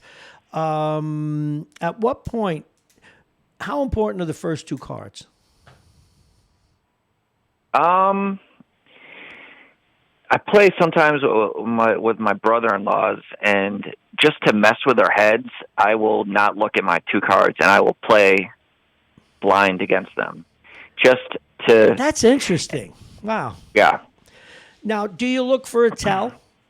Do some people have tells? You can tell they have a big hand, or it's because of the way they bet that you know. Well, the real pros can look at people and they'll look at their neck and see a vein popping, or they'll see their eyes and see how, which way their eyes jart. But I don't know how to do that. Okay. Now, what about betting patterns? Does a good gambler ever raise just to keep people at bay for a future hand? I don't understand that question. Well, it's like a sub sending out flack. Like, let's say you begin to read me, or you think you read me, and I am only raising when I truly, really have great cards. Would I ever raise somebody or accept a raise? When you have dog? Yeah, just so that you don't get to know my patterns. So exactly. Okay. Yes. Okay. And wow. Okay. Now, you mentioned something before, and remember you're dealing with someone who's essentially an idiot when it comes to this, because I don't have the mental patience when it comes to card playing anyway. Like, you'll see a couple of cards, the cards that are up on the table, you are actually limited in what you can do. You have to think through that, correct? I mean, you have to know what's possible, what other people have, look at the... Of course, you could sit through, hours and hours of worthless hands and figure out how to, come through that. Now, the guys we see on TV that win lots and lots of money, that can't be a coincidence. They have to be good at it. Of course. I'm just trying to wonder what it is they're good at. It's not gambling. It's I would say 85% skill and 15% luck. Okay, name this. If you asked me to give you the chief skills in hockey, I could tell you right away. Skating, stick handling, shooting, compete level, and with a few other variables, but those are the keys. What about cards? Math, patience, and you just have to read any situation that you're in. Okay, now. Suppose that we sat you down and members of your family that aren't regular card players. What games would you suggest for them to have a good time? Maybe they're betting chips or pennies and they want to kill an afternoon after a nice dinner. What would you recommend? Baseball. My father-in-law loves baseball. Okay, tell us what it is. Tell us what it is. I don't know them very well. I've just played them. Couldn't even tell you. There's so many games. No, but baseball is. I mean, how many cards do I get? Is there a card in the middle of the table that rules the roost? It's just all. You get four cards on the table. You get one card down, one card up, and I'm just not very good at these games. Okay. But they're fun. They're fun to. There's play another them game. To I think pass the time. I think it's called Boulder Dash, but my friends call it Bull Spit. Okay, you've met Jovan C. Richards, who's come in here, and he likes to play. When I was at WVOX, a bunch of us used to play cards once in a while in one of their houses, and you have to. The guy puts out two cards on the table. He handed them in, and they're supposed to be of a certain type, and you don't know if it's true. And if you say Bull Spit, he gets all the cards that are still left on the table. What's that called? Is that Boulder Dash, or is it actually called Bull S? Well, I think it's BS. I think it's BS. That's a fun game. But have you played the Indian poker where you put the card just on top of your head and you don't know what you have, but you know what everyone else has? No, I don't think I have. Now, what if you're bald and it slides off? Then what? You can just hold it to the top of your head. Okay. And then you go around betting. So people are wondering what you got on your head. Now, does everybody have a card on their head, or is it just boiled down to whose ever turn it is? And what do you? No, everyone has a card on your head, and if I have no idea what I have, but if I see the two people that are at the table with me have a 2 and a 3, then I'm pretty confident. Okay. All right. What other thing? Now, what else the hell are you doing when you're home? Now, what kinds of gambling sites are there? You keep mentioning this one thing that you're playing. What are you doing and what are you playing? I just signed up with Global Poker a couple weeks ago, and they've taken me for a couple bucks, but I'm going to make my big comeback this weekend. Now, Global, how did you lose the money? I just bought in some tournaments. Oh, okay. Now, if I were to say to you, and again, we're talking with Jake Schaefer, regular part of the program. He's obviously at home because he's ill. Or not ill, because he doesn't want to get ill. Yes. Oh, you're ill, all right. Very ill. If I said to you, you have to make a living and to stay alive, we're going to put you in this room, and for a month you have to make money gambling. Which sport would you choose? I've heard that hockey is the most winnable sport, but I would have to study. I would have to take weeks and weeks to study hockey, but I've heard hockey is the sport to bet on. Well, you know what, though? The only problem with hockey, and you have the same problem with baseball, is because of the proclivities and the way they make the odds. Sometimes you've got to bet 4 to win 2. Exactly. And so at the end of the day, you may win most of your games, but still lose money. So exactly. The key thing to making money in hockey is to know the underdogs and what makes them go and what players make them go. But based on the sports that you know really well, which ones would you bet? Well, I did well in football last season, and so I would say football, but I do hope baseball comes around. I'm not sure if it will, but I did well in NBA a couple of years ago. I won a lot of money and got my apartment in Manhattan because of the NBA. No kid. Wait, whoa. Back up. You got an apartment in Manhattan because of the NBA? You obviously weren't betting chips. No, I did very well with the NBA. No kidding. Now, are you one? Now, how do you do when you're up? I mean, are you one of these people that screams at or your usual laconic self? In other words, you've got a team. You gave 6 points. You're up by 14. There's 3 minutes left, and the other team puts in the Scribinis. Are you worried? Are you screaming at the set? Bob, I'm a very quiet person, Yes. but I can get upset. I can get upset sometimes. Yes. I was playing poker for a long time, for like 5 or 6, 7 hours, and I had been. You get aces. Aces is the best hand possible, Mm-hmm. and I had gotten. Within 2 hours, I had gotten aces 5 times, and I'd lost 5 times with aces. Oh my God! And I said, if I lose one more time with aces, I'm throwing my computer out the window. And of course, I got aces, and I lost again, and I just quietly walked to the window with my laptop and dropped it right to the sidewalk. That must have felt good, though. Oh yeah, it did. That must have felt good. Things like that are a lot of fun. It's like I sued a company I used to work for, and I won, by the way. And when I got home from court, I took everything with the one exception of a globe that I got for being there 25 years, a globe of the earth. I destroyed everything with their name on it, and it was a wonderful, wonderful feeling, particularly taking a hammer to my 25-year watch. Those things feel good, don't they? Yeah, they do. A little off your chest, Oh, it was. Yeah, I worked for a company that was the greatest company in the world until the institutional people in Wall Street. It's another class of investment types took over and ruined it and destroyed it. And I was always very proud that I sued them and very proud that I won. But quite frankly, I never want to have to look at that little bull again. So I destroyed just about everything that I owned that had that on there. And I have no regrets to this day that I did that. Bob, I hope I come to the studio in 6 months or whatever, and it'll be before it's still that. Standing. It will be before that. And I have to tell you, before, we just had a few people walk by. And I was in very early today. And as of, I want to say 7:30, I only saw 2 people. Now I've seen a total of 6 so far here at the train station. You must be going stark crazy.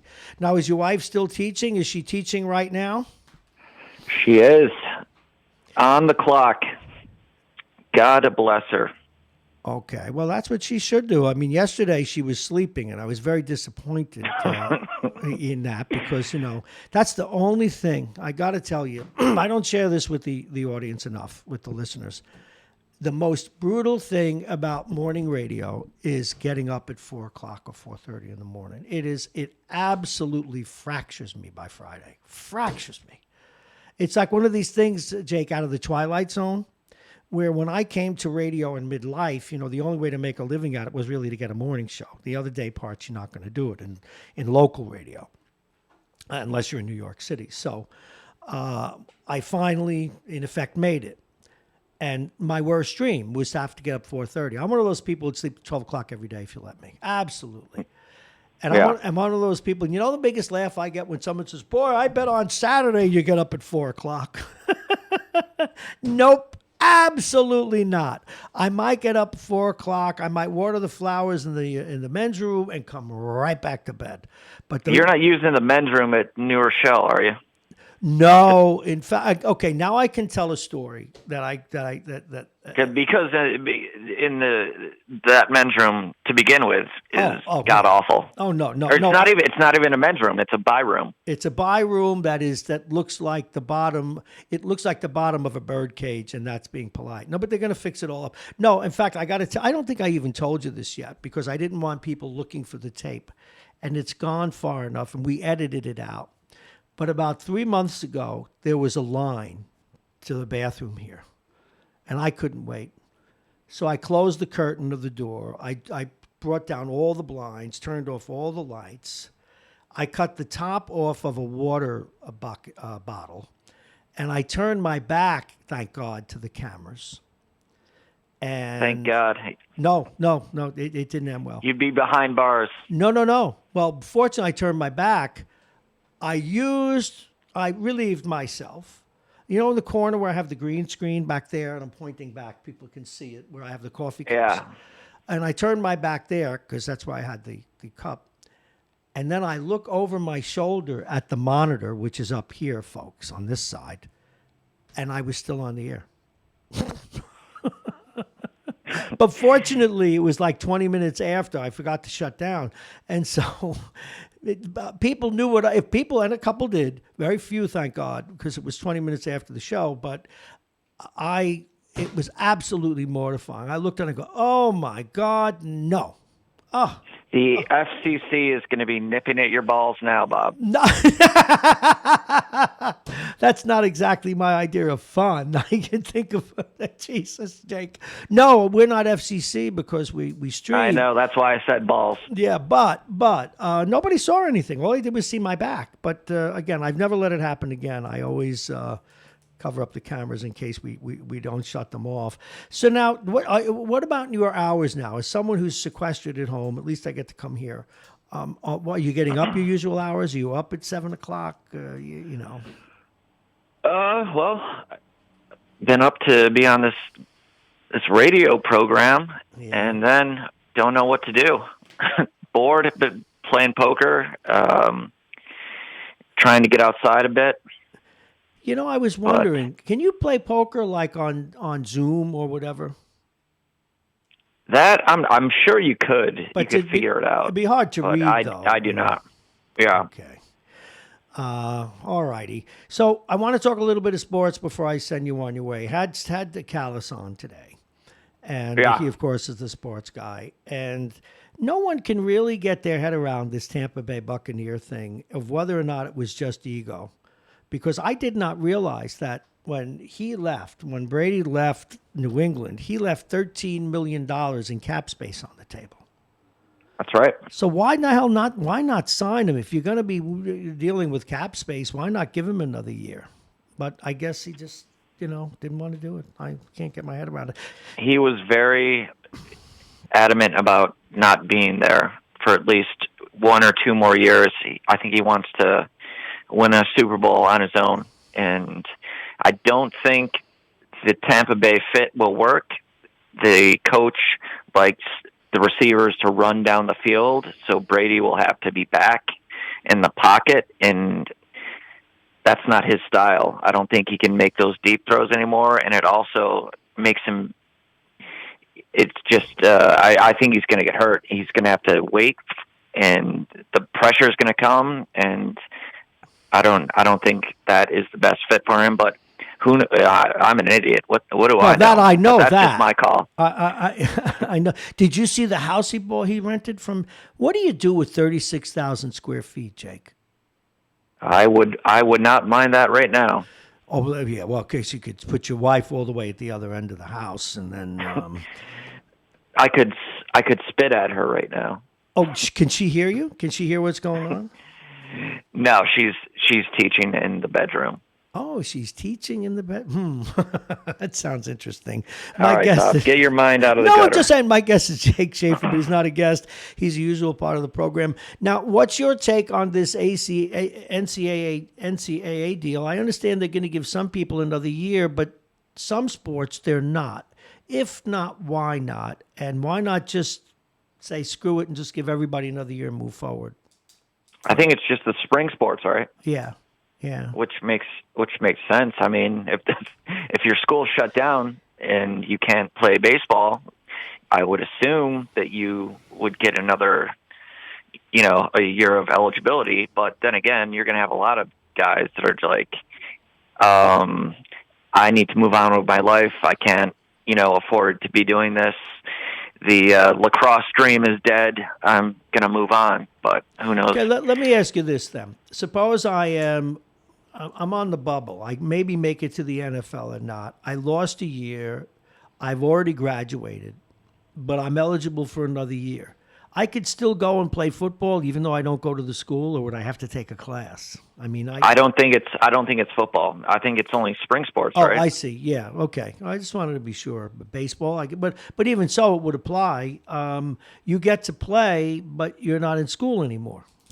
It's just Exactly. Yeah. But how do they live? What do they eat? I mean, do they get a stipend at least for? I'm sure they're properly taken care of. I know that. Well, you know, I feel about that. I think they should be paid in the first place, but Division I anyway. Yeah. I I mean, it would drive me insane to be a college basketball player and seeing a kid walking around with my jersey on and I didn't get a dime for it. That would drive me insane. Yeah, especially if you were great, but maybe you were playing out of position. Maybe you were a small forward, and there isn't a lot of room for small forwards in the NBA. You know what's interesting? In the NBA, they call a small forward 6'7". Jesus, 6'7". Yeah. I would kill somebody to be 6'7". Well, no, I wouldn't want to be 6'7". I would like to be about 6'2", 6'3" if I chose. But I'm perfectly happy with my height. Al Tarantino and Anthony kid me about it all the time. But I don't see myself as short, you know. Bob, you're short. I knew that was coming. You know, I flipped you a softball and you stroked it to left. You really did. So Right now, down Broadway. Now, what's the rest of your day look like? What are you going to be doing? Well, I've got a nice Lego set that I've been struggling with. I'll try and play some poker. Maybe try and get outside for a little while.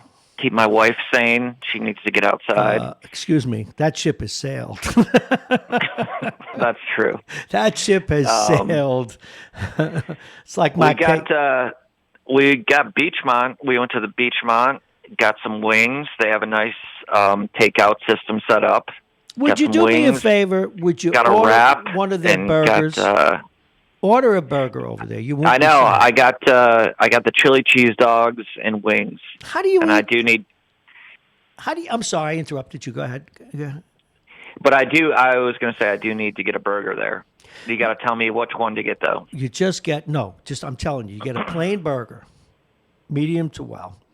You ask for the sauteed onions. You put ketchup on that. Get a little salad or the fries on the side. To die for.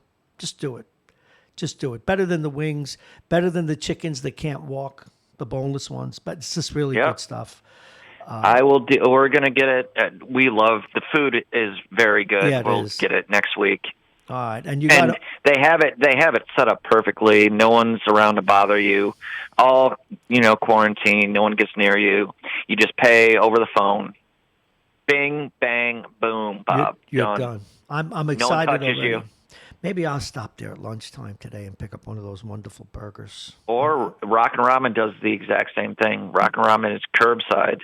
Oh. We had that earlier this week as well. Didn't you tell me you had the soup with the animal leg in it? Exactly. Yeah. What was that? Beef? Was it pork? Do you know what it was? The oxtail. You did? How was it? How was the oxtail? Fantastic.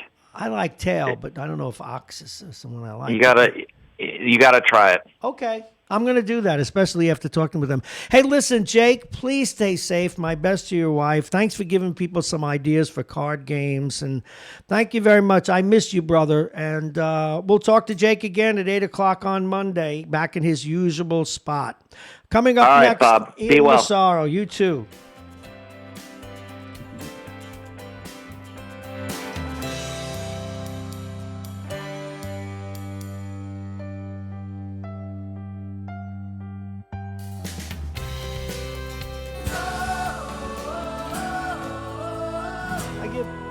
I give everybody their own little music.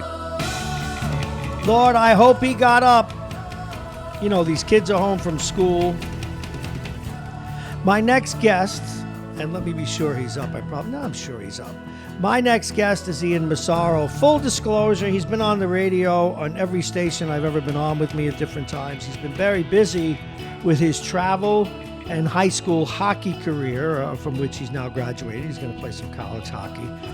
But he has, for a young guy, an affinity for certain types of family games. But I'm going to have to be sure he's up, because you never know. Let me be sure he's up. Where is he? Where is this little rat?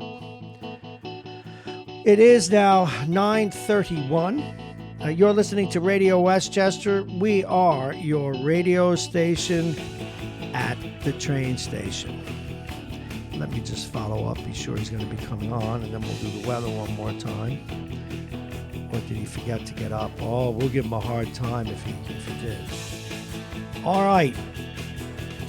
I just sent him a text. Let's take a look at the weather. And the weather's brought to you exclusively by United Hebrew of New Rochelle, voted one of America's best rehabilitation and senior care campuses, and it's right here in New Rochelle. Visit uhgc.com. Right now it's 49. Going to get up to only about 52 today. Breezy, some showers. We've had the showers already. We think that they will not be back.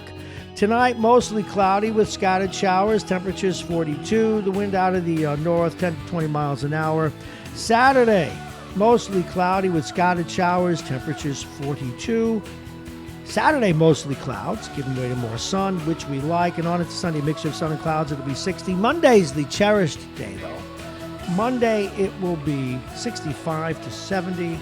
Sunny, mostly sunny skies all day. And it looks like we have a busted play, I am embarrassed to say, because we've not heard from him. Maybe we should call him. What do you say we do that? Maybe that's what he's waiting for. Stay right there. Listen to some music.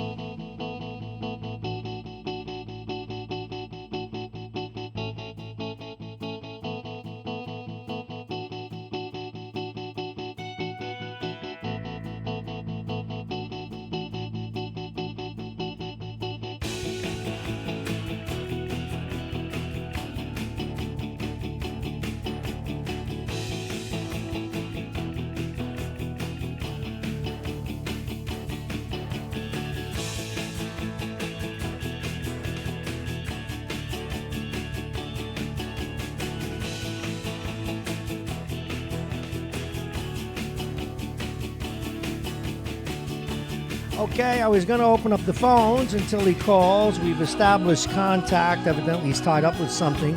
But Lorraine has called in as we were preparing, so let's see what Lorraine has to tell us. Again, this hour is dedicated to fun and games. And Yes. Good morning, Lorraine. How are you? Good morning. Fine. I have a fun thing to tell you. I'm waiting. I have 3 grandsons, okay, all in the house, quarantined. Yes. And the older 2 has last night cut their younger brother's hair. No. No. Yes. Shaved it and cut it. So, How old are they?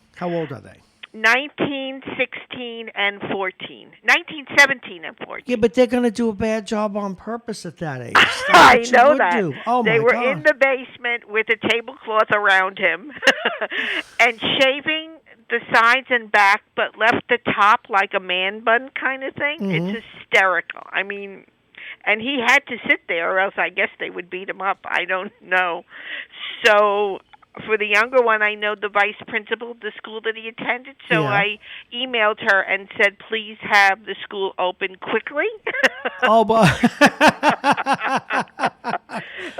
now, are you sure it wasn't a bet? Because I lost a bet so badly when I was at a big firm that I had to dress up. Well, I'll tell you about it. But first, did he lose a bet? No, it was not a bet. I think he just wanted his haircut.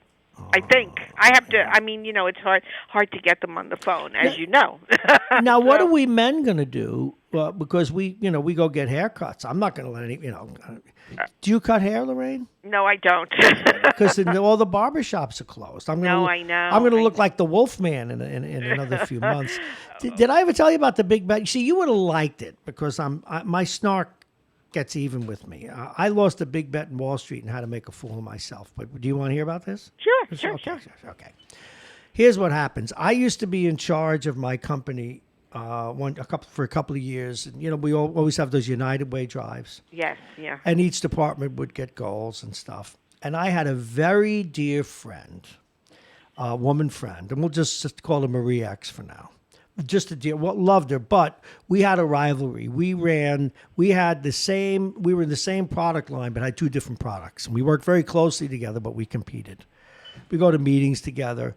And she was one of these people, as we all are, but one of these, particularly women tend to be a little more body conscious than men. And let's just say that Marie fought her weight a little bit. So I've got all the executives from VP up in New York in the auditorium. It's like 800 people, 900 people.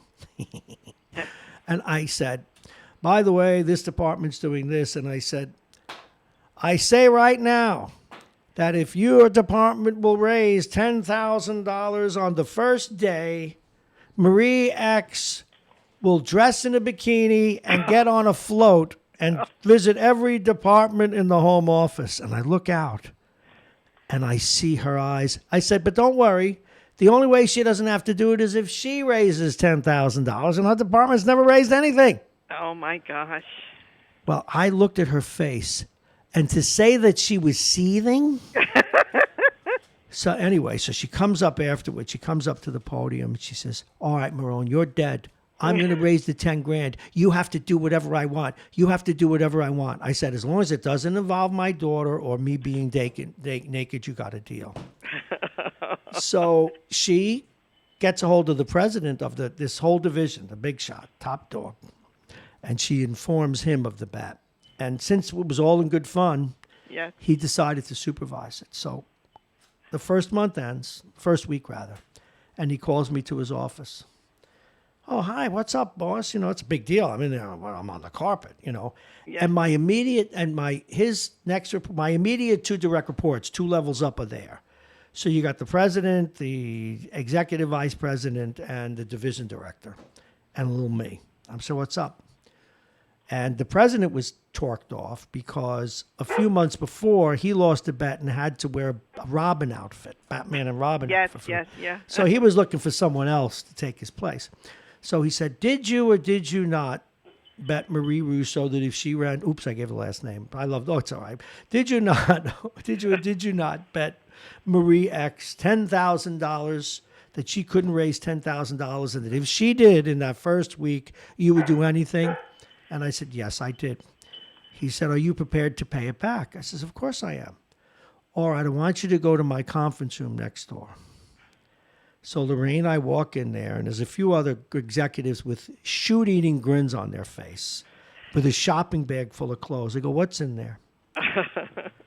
And they bring in a float, first of all. The carts in big corporations that you have to move boxes around? Yes, yes. And it was all decorated as a float. And he starts taking stuff out of the shopping bag. High heels, fishnet stockings. Oh, my gosh. A woman's string bikini, makeup and a wig, and falsies. Oh, my God. And I'm saying, oh, no, I can't do this. And they were, Bob, you made a bet. You want to go in and tell the president you're not going to do it? Well, to make a long story short, it was really good.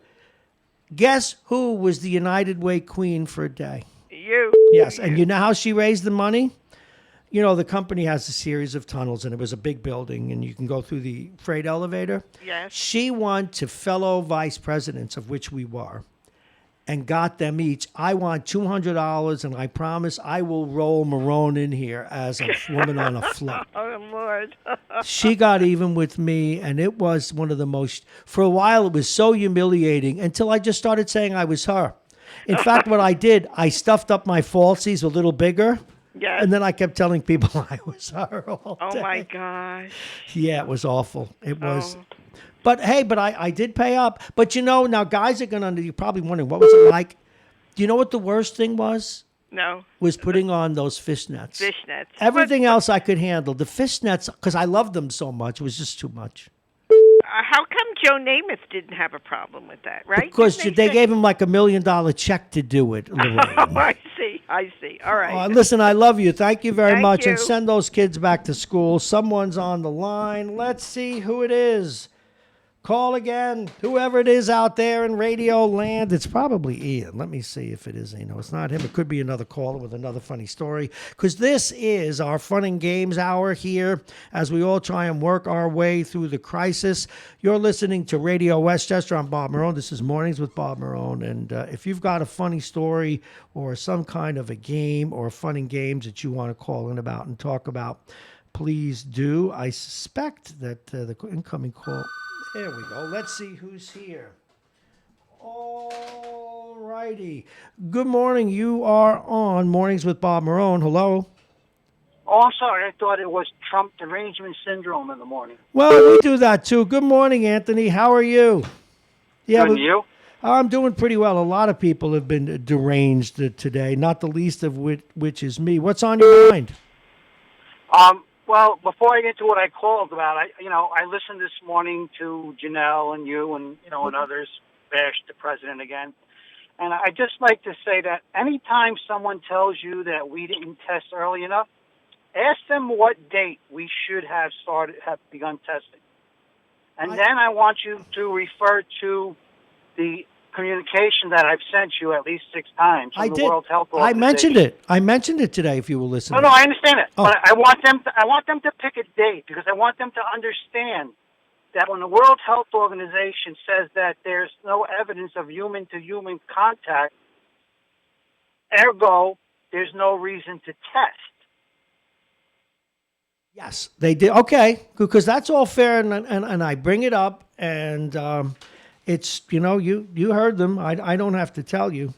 But we can take that up. The reason I called, Bob, was about the captain of the aircraft carrier. Yes, please. And you said, God bless him, he should be protected by the whistleblower law. Yeah. Let me tell you why that's 100% wrong. Go ahead.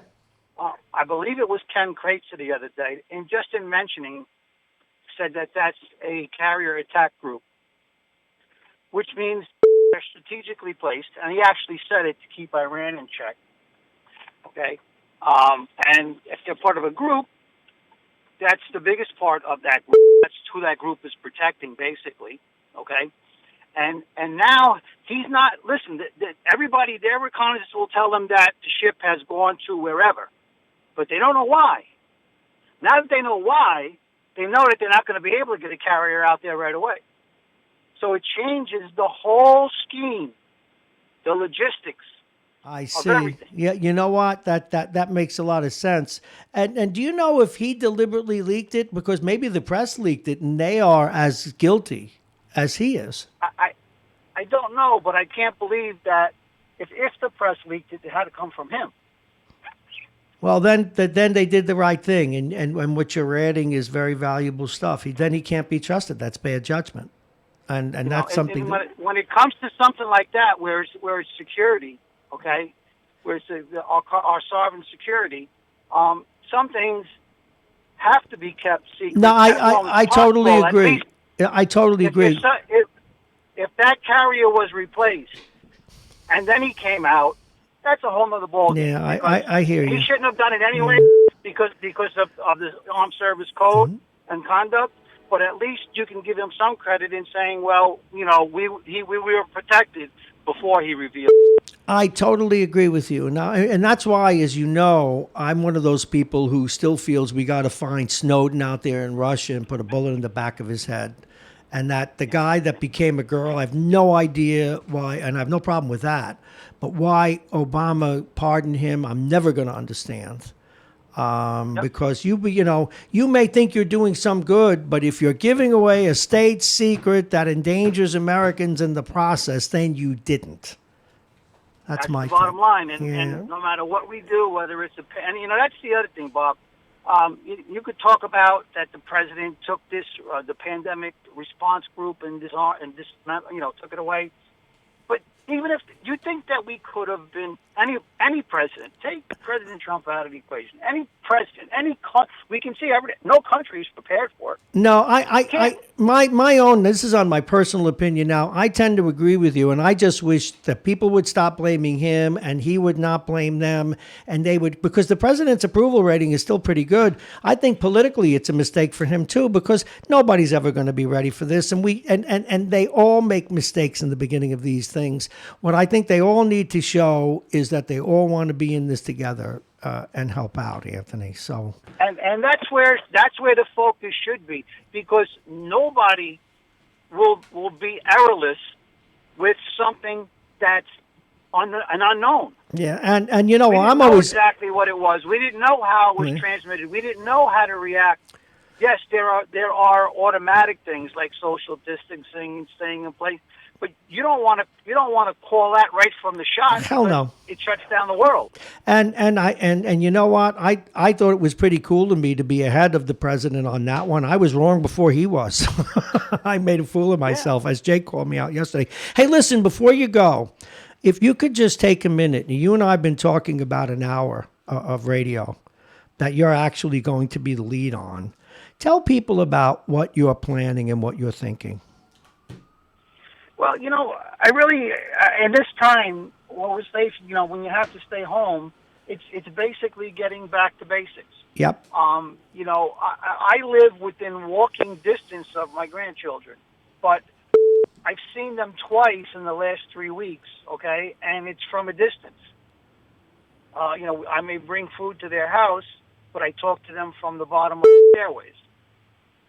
I've not been able, right. I shouldn't have not been able, because I know I can go up there and grab them and kiss them, but I won't do that as much as it hurts me. And that's probably the thing that hurts me the most at this point, is not being able to physically interact with my family. But, we had, and I don't want to say we had because it makes it sound like you don't have it today, but you don't have it to the extent we had it. And it goes for you too, Bob. I'm sure you'll know from your childhood. Yeah. There was a whole different, I'm not going to say better or worse, but there was a whole different sense of community. Yep. And I mean, I remember, you talk about illnesses and sicknesses. When someone in our immediate, say 4 or 5 square block radius, if their child came down with measles, we would go over there and have our children play with them, so they could get them and build up the immunity to them. It was a different time, but it was a nice time, and I love to wax nostalgic about that stuff, and I think we're going to have a lot of fun with that. And you know what I remember too? Do you remember the way, because of the way our parents were, like for example, my grandmother's name was Lucy, but the kids in the block used to call her Mama Lucy. And my mother was Tony's Mary because her father's name was Tony. And stuff like that. I don't know if you had that stuff in your neighborhood or not, but they were sweet. We had, forget it. There was Lefty. There was Eggy. Yeah. Cheech. There was 2 times. There was 2 times, and for the guy that stuttered, Yep. So a friend of mine. We had everything twice. We had in Brooklyn, the most famous hardware store was Gressler's, right? And we, as soon as one of our friends got got braces, guess what we changed his name to? Hey, Gressler, get over here. And he didn't take it seriously. All right, listen, I got to go. My idiot grandson of mine is supposed to be calling in now and tell us about some of the games that we can play. But listen, we want to get that thing started, especially you're going to do this. We have Dr. Sternberg's going to come back, and we're going to add stuff, folks, that are fun, and that we can have a lot of fun with each other and become like a radio. In fact, you got a name for it yet for the hour? You got, but you got to give it to Ian for sleeping in. Oh, don't worry, he is. He's going to hear it. He's going to hear it, and so stay right there. Anthony, thank you very much. Please travel safe. You got it, brother. All right, bye-bye. All righty, he's going to call in a minute. We managed to. He says he's been trying to call, and we've been busy, so we'll bust his chops sleeping in. Ian, he should call now. Let me tell him to call now. I wanted him on at 9:30, but he'll call now. Call now. Although that's, you know what, that's also a feature of the fact that we have that line down that we've not been able to get fixed. But we will get it fixed so that we can rotate the calls differently. My next guest is Ian Massaro, and we're going to bust his chops, and he'll handle that well because he's used to it. And, he used his phone for an alarm and forgot it was broken.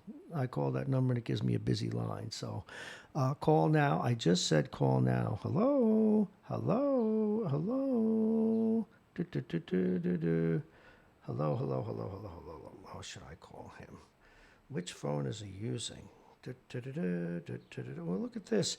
HBO releases over 500 hours of programming for free. Folks, that means for those of you, hey, Vince, you cheap SOB, The Sopranos are now free. Go watch it. Oh, boy, there's a lot of other series. 500 hours of HBO for free. I'm trying to think of the shows that they've been doing that I want to watch. Chernobyl, things like that. All right, let's see where this boy went to. This is just... We're going to give him a lot of abuse, or we're going to sign off. Let's see. We'll keep him late. I tell you, live radio, when you're working alone in a studio by yourself, sometimes is a bit of a chore, as you can see. So, all right. There he is. No, we can't call on that phone because his phone is broken. So, here he is. Good morning, Ian Massaro. Hello. You have the right to remain silent. Anything you say can and will be used against you. Your broken phone, you made that your alarm? Well, I thought the alarm would still work, and then it didn't. So we're going to, and Anthony, who you know well, who sends his regards, was just saying, give him a hard time for sleeping in. So you've just had your hard time, but we want to get to some of the things you know that you can share with people, and then we'll abuse you later. Ian Massaro, full disclosure, is a young man. He's actually studying broadcasting and other stuff. He's on his way to college. He may even do who knows what else. And as we said earlier when we teased you about him coming on today, he used to be on the radio a lot with us, but naturally his high school career, he has been playing college, high school hockey, travel hockey, and of course dedicating to his studies. And yesterday I wanted to have him on, but he was doing a broadcast for school. So Ian, if you would, there are people stuck home as you are, and you have always been, despite the fact that you have all these other interests, unusual for a teenager, but pretty cool, actually. You have an affinity for games, table games, or I don't know whether you call them card games, that families and friends play around a table, like Scattergory, etc. What are your favorite games? Well, probably, as you just mentioned, Scattergories. I mean, that game is pretty fun to play with the family. It's basically a game where you roll alphabetical dice. It has a bunch of letters of the alphabet on it, and then whatever letter it lands on, let's say P, then it gives you a bunch of categories as well. For example, name a food that starts with letter P. I don't know, you'd say pickle or something. So, it's a game like that. But that's hard because some letters there are no foods for, and it's really hard to come up with a food. Like what was the letter K? Kale? No, yeah, I'm thinking of kale. P. Yeah, let's say. Well, yeah, but that's what makes it challenging. Okay, and what makes it fun though?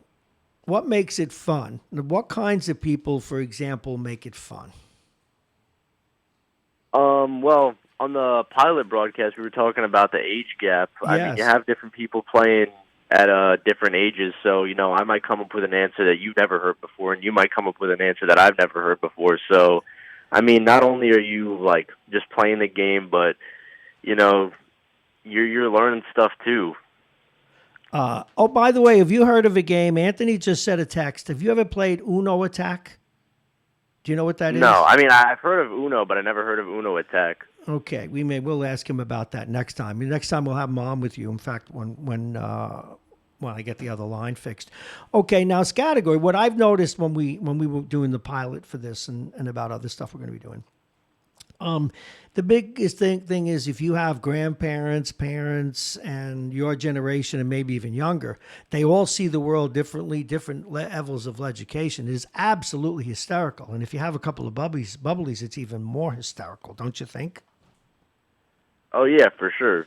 And like I said before, I mean, pretty much anything with a drink is fun. Although I'm underage. Yeah, you better not be talking too much about that. You're underage now. Now let's go.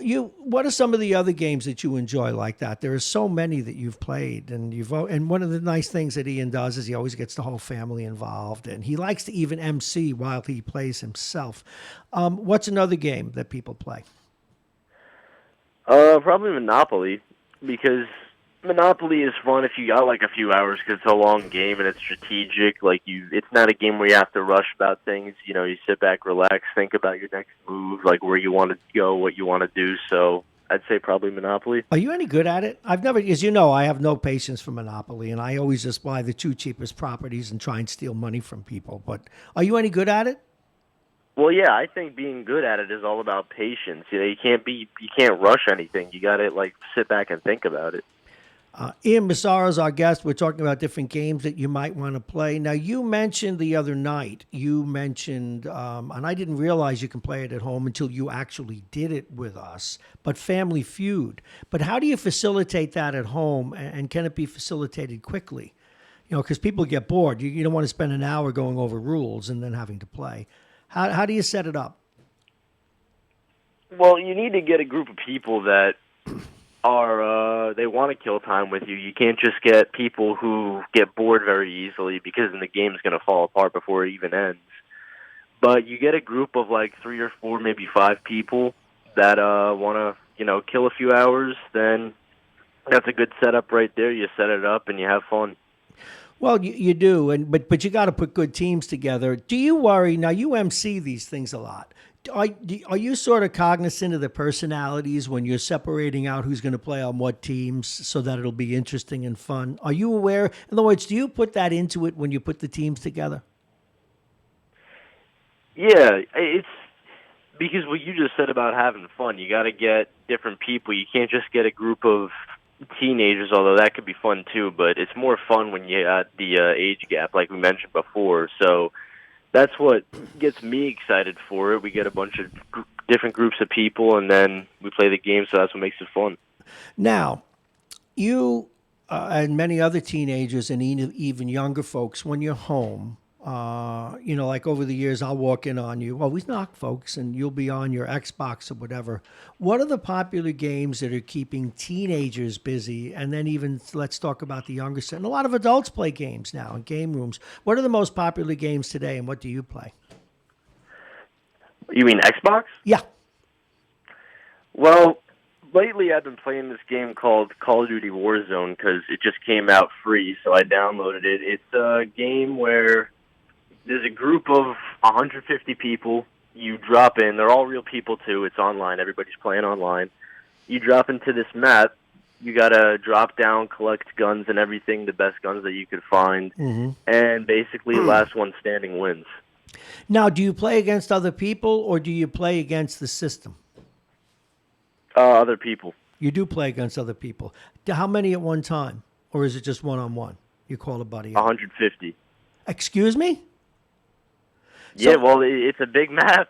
No, but no, I understand that. But now, okay, so bring us back a little bit. Let's say, and I'm terrible at those games. You don't have to remind people, but you can.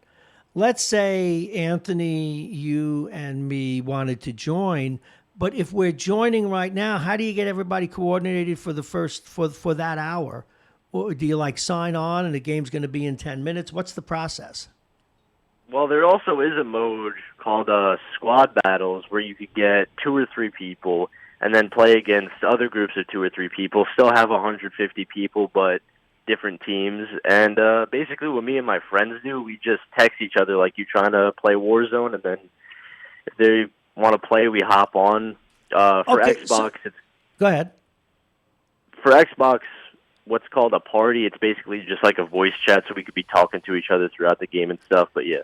Okay, now, the one where we're up to 100 people can play, do you actually join it in progress? Is that how it works? Is it a running battle, or does it start at specific times of the day?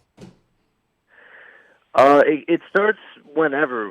You get, let's say, for instance, if I wanted to play right now, I'd hop on, and then makes me join a game that hasn't started yet. Okay, got it. Usually takes only about a minute for games to start because millions of people play this game, so games Wow. start all the time, like pretty much every second. And then you fly in on a plane, and then you could pretty much drop to whatever point of the map you want to drop in. Like I said, collect your guns and just try and be the last one standing. Now, let's say I had an Xbox, okay, and I'm up here at Westchester, you're down there in Jersey, and I wanted to play NHL 2020. I could play with you even though you're there, couldn't I? Oh, yeah, and there's a bunch of different modes, too. Such as? We got the classic one-on-one where I'm a team, you're a team, and then we'll play against each other. Right. There's a mode called EASHL where we're on the same team and we're playing against other people's teams. There's shootout mode. There's a bunch of different stuff. Now, do you do that much with other from guys from your travel or high school hockey team or other buddies? Do you ever play that game with them, or do you mostly play the computer?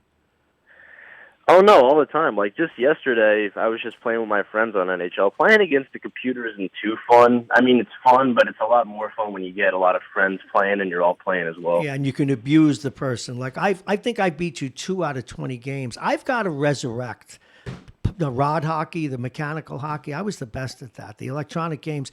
Now, what other games of that ilk are very popular? You know, is it baseball? Is it soccer? Are there any games that are very popular that you don't play? You mean like in real life or on video games? No, video games. Oh, the thing is, I would play MLB because it's my second favorite sport, baseball. But MLB only comes out on the PlayStation, not the Xbox, which is actually really interesting. Well, I'm surprised that they don't have a competing game. Now, before we let you go, 2 more things. Are there any other life games, real games that you play that you want to mention before I send you on your way? I know you've mentioned Family Feud, you've mentioned Monopoly, you've mentioned Scattergory. Anything else? Yeah, also Balderdash. I'll mention it because it's a game that not a lot of people know about. It's basically a game where there's a host, and the host switches each round. You go from person to person, and the host reads a word. It's a real word, but it's a word that's only been used like in the 1800s, like no one knows about. And they say the word, and everybody else has to write definitions, hand it to the host. Oh, that's how. So in other words, they have to say what it means. Oh, that could be a lot of fun. Yeah, and then the host reads all the definitions, including the real one, and then everybody has to try and guess what the actual definition is. Okay. And boy, some people must make fun fools of themselves. So Balderdash, huh? And what is it? It's like a deck of cards, and you pick it out, and they put the name in? Yeah. Oh, that does sound like fun. Now, you have a stepbrother who is younger. What kinds of games do the younger people play? Like, what does your stepbrother play? Well, he has a PlayStation, so he plays MLB a lot. Okay. But another game that he would play is probably Fortnite, which is pretty much the same thing as Warzone. It's literally the same premise, but it's it's like cartoony and stuff, which, I mean, he's younger. He's only in 6th grade, so I could see why he would play that. But, yeah, Fortnite probably, or MLB. Now, when we have a place up here in New Rochelle. In fact, I got to take you there the next time you come up. It's like it's one of these places it's all dark with video games. People are in there playing very serious video games. Are they some of the same games you play, or is that some kind of highbrow stuff? Do you know what they do in there?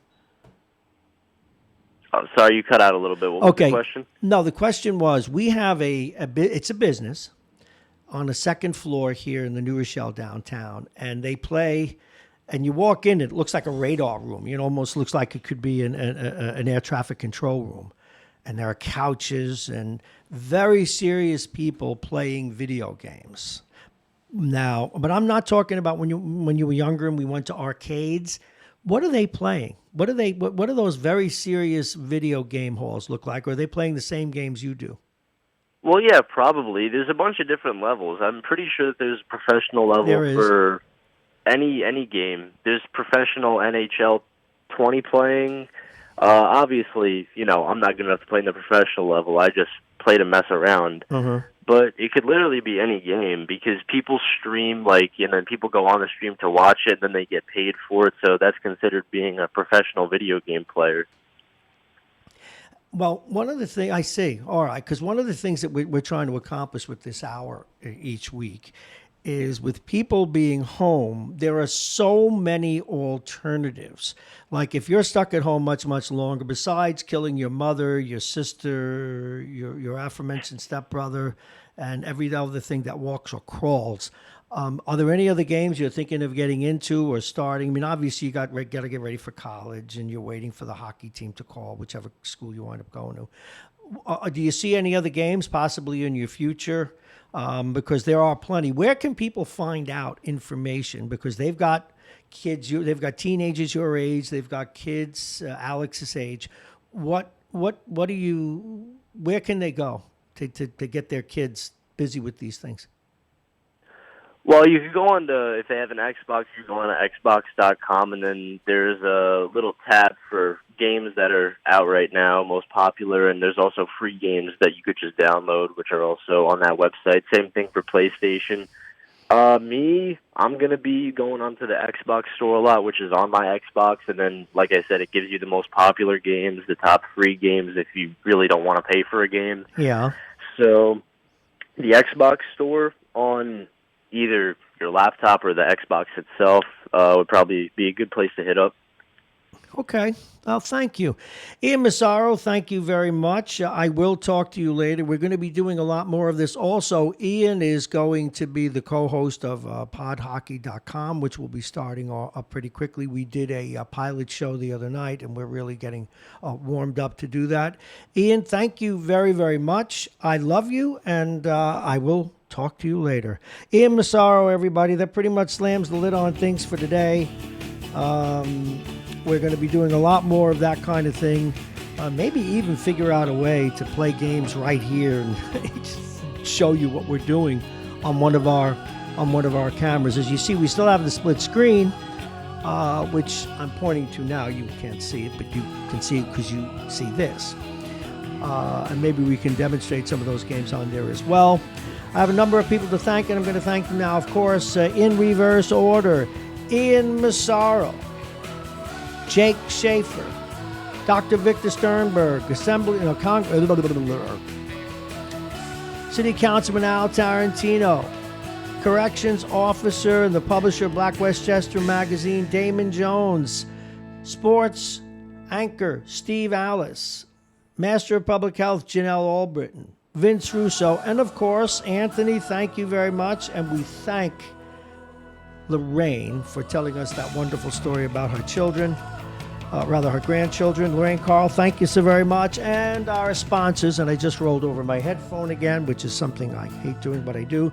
Aging Issues Management. Remember, give them a call. They're helping people take a look at their finances and maybe helping get you in touch with the people you need to save your business, but also plan for your retirement and the management of your money. The law firm of Payne & Con, they specialize in personal injury and other stuff.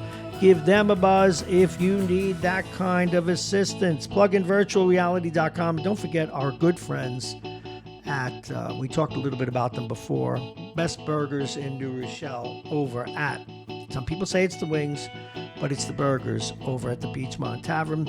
And our lead sponsor, United Hebrew of New Rochelle, a top-rated campus of senior care. Visit uhgc.com. And folks, try and make the best of it. Make dinner, pick up hobbies, fire up your Kindle, bring books in. You know, if you have a library card, by the way, particularly here in Westchester, and I'm sure all over New Jersey, your particular library, here's what you ought to do. Make sure that you have the library card, and they will allow you to download an app. Every library does. We certainly do it here in Westchester. And then now they're not going to ship books to you, but you can download books. You can download audiobooks. You can download books to read. And we just did a report earlier, and I have it here. If I can only find my phone. Oh, there it is. This is pretty cool. But for those of you who do not have HBO, good news come round just now. They are giving 500 free hours. That's 500 free hours. Let me be sure if I got this right.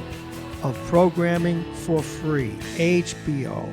And that's something we think you're going to enjoy. So we're going to call it a day. Please, if you're out and about, wear a mask. That's the new word. Bring your gloves and so forth. Thank you so much for listening. We will see you soon.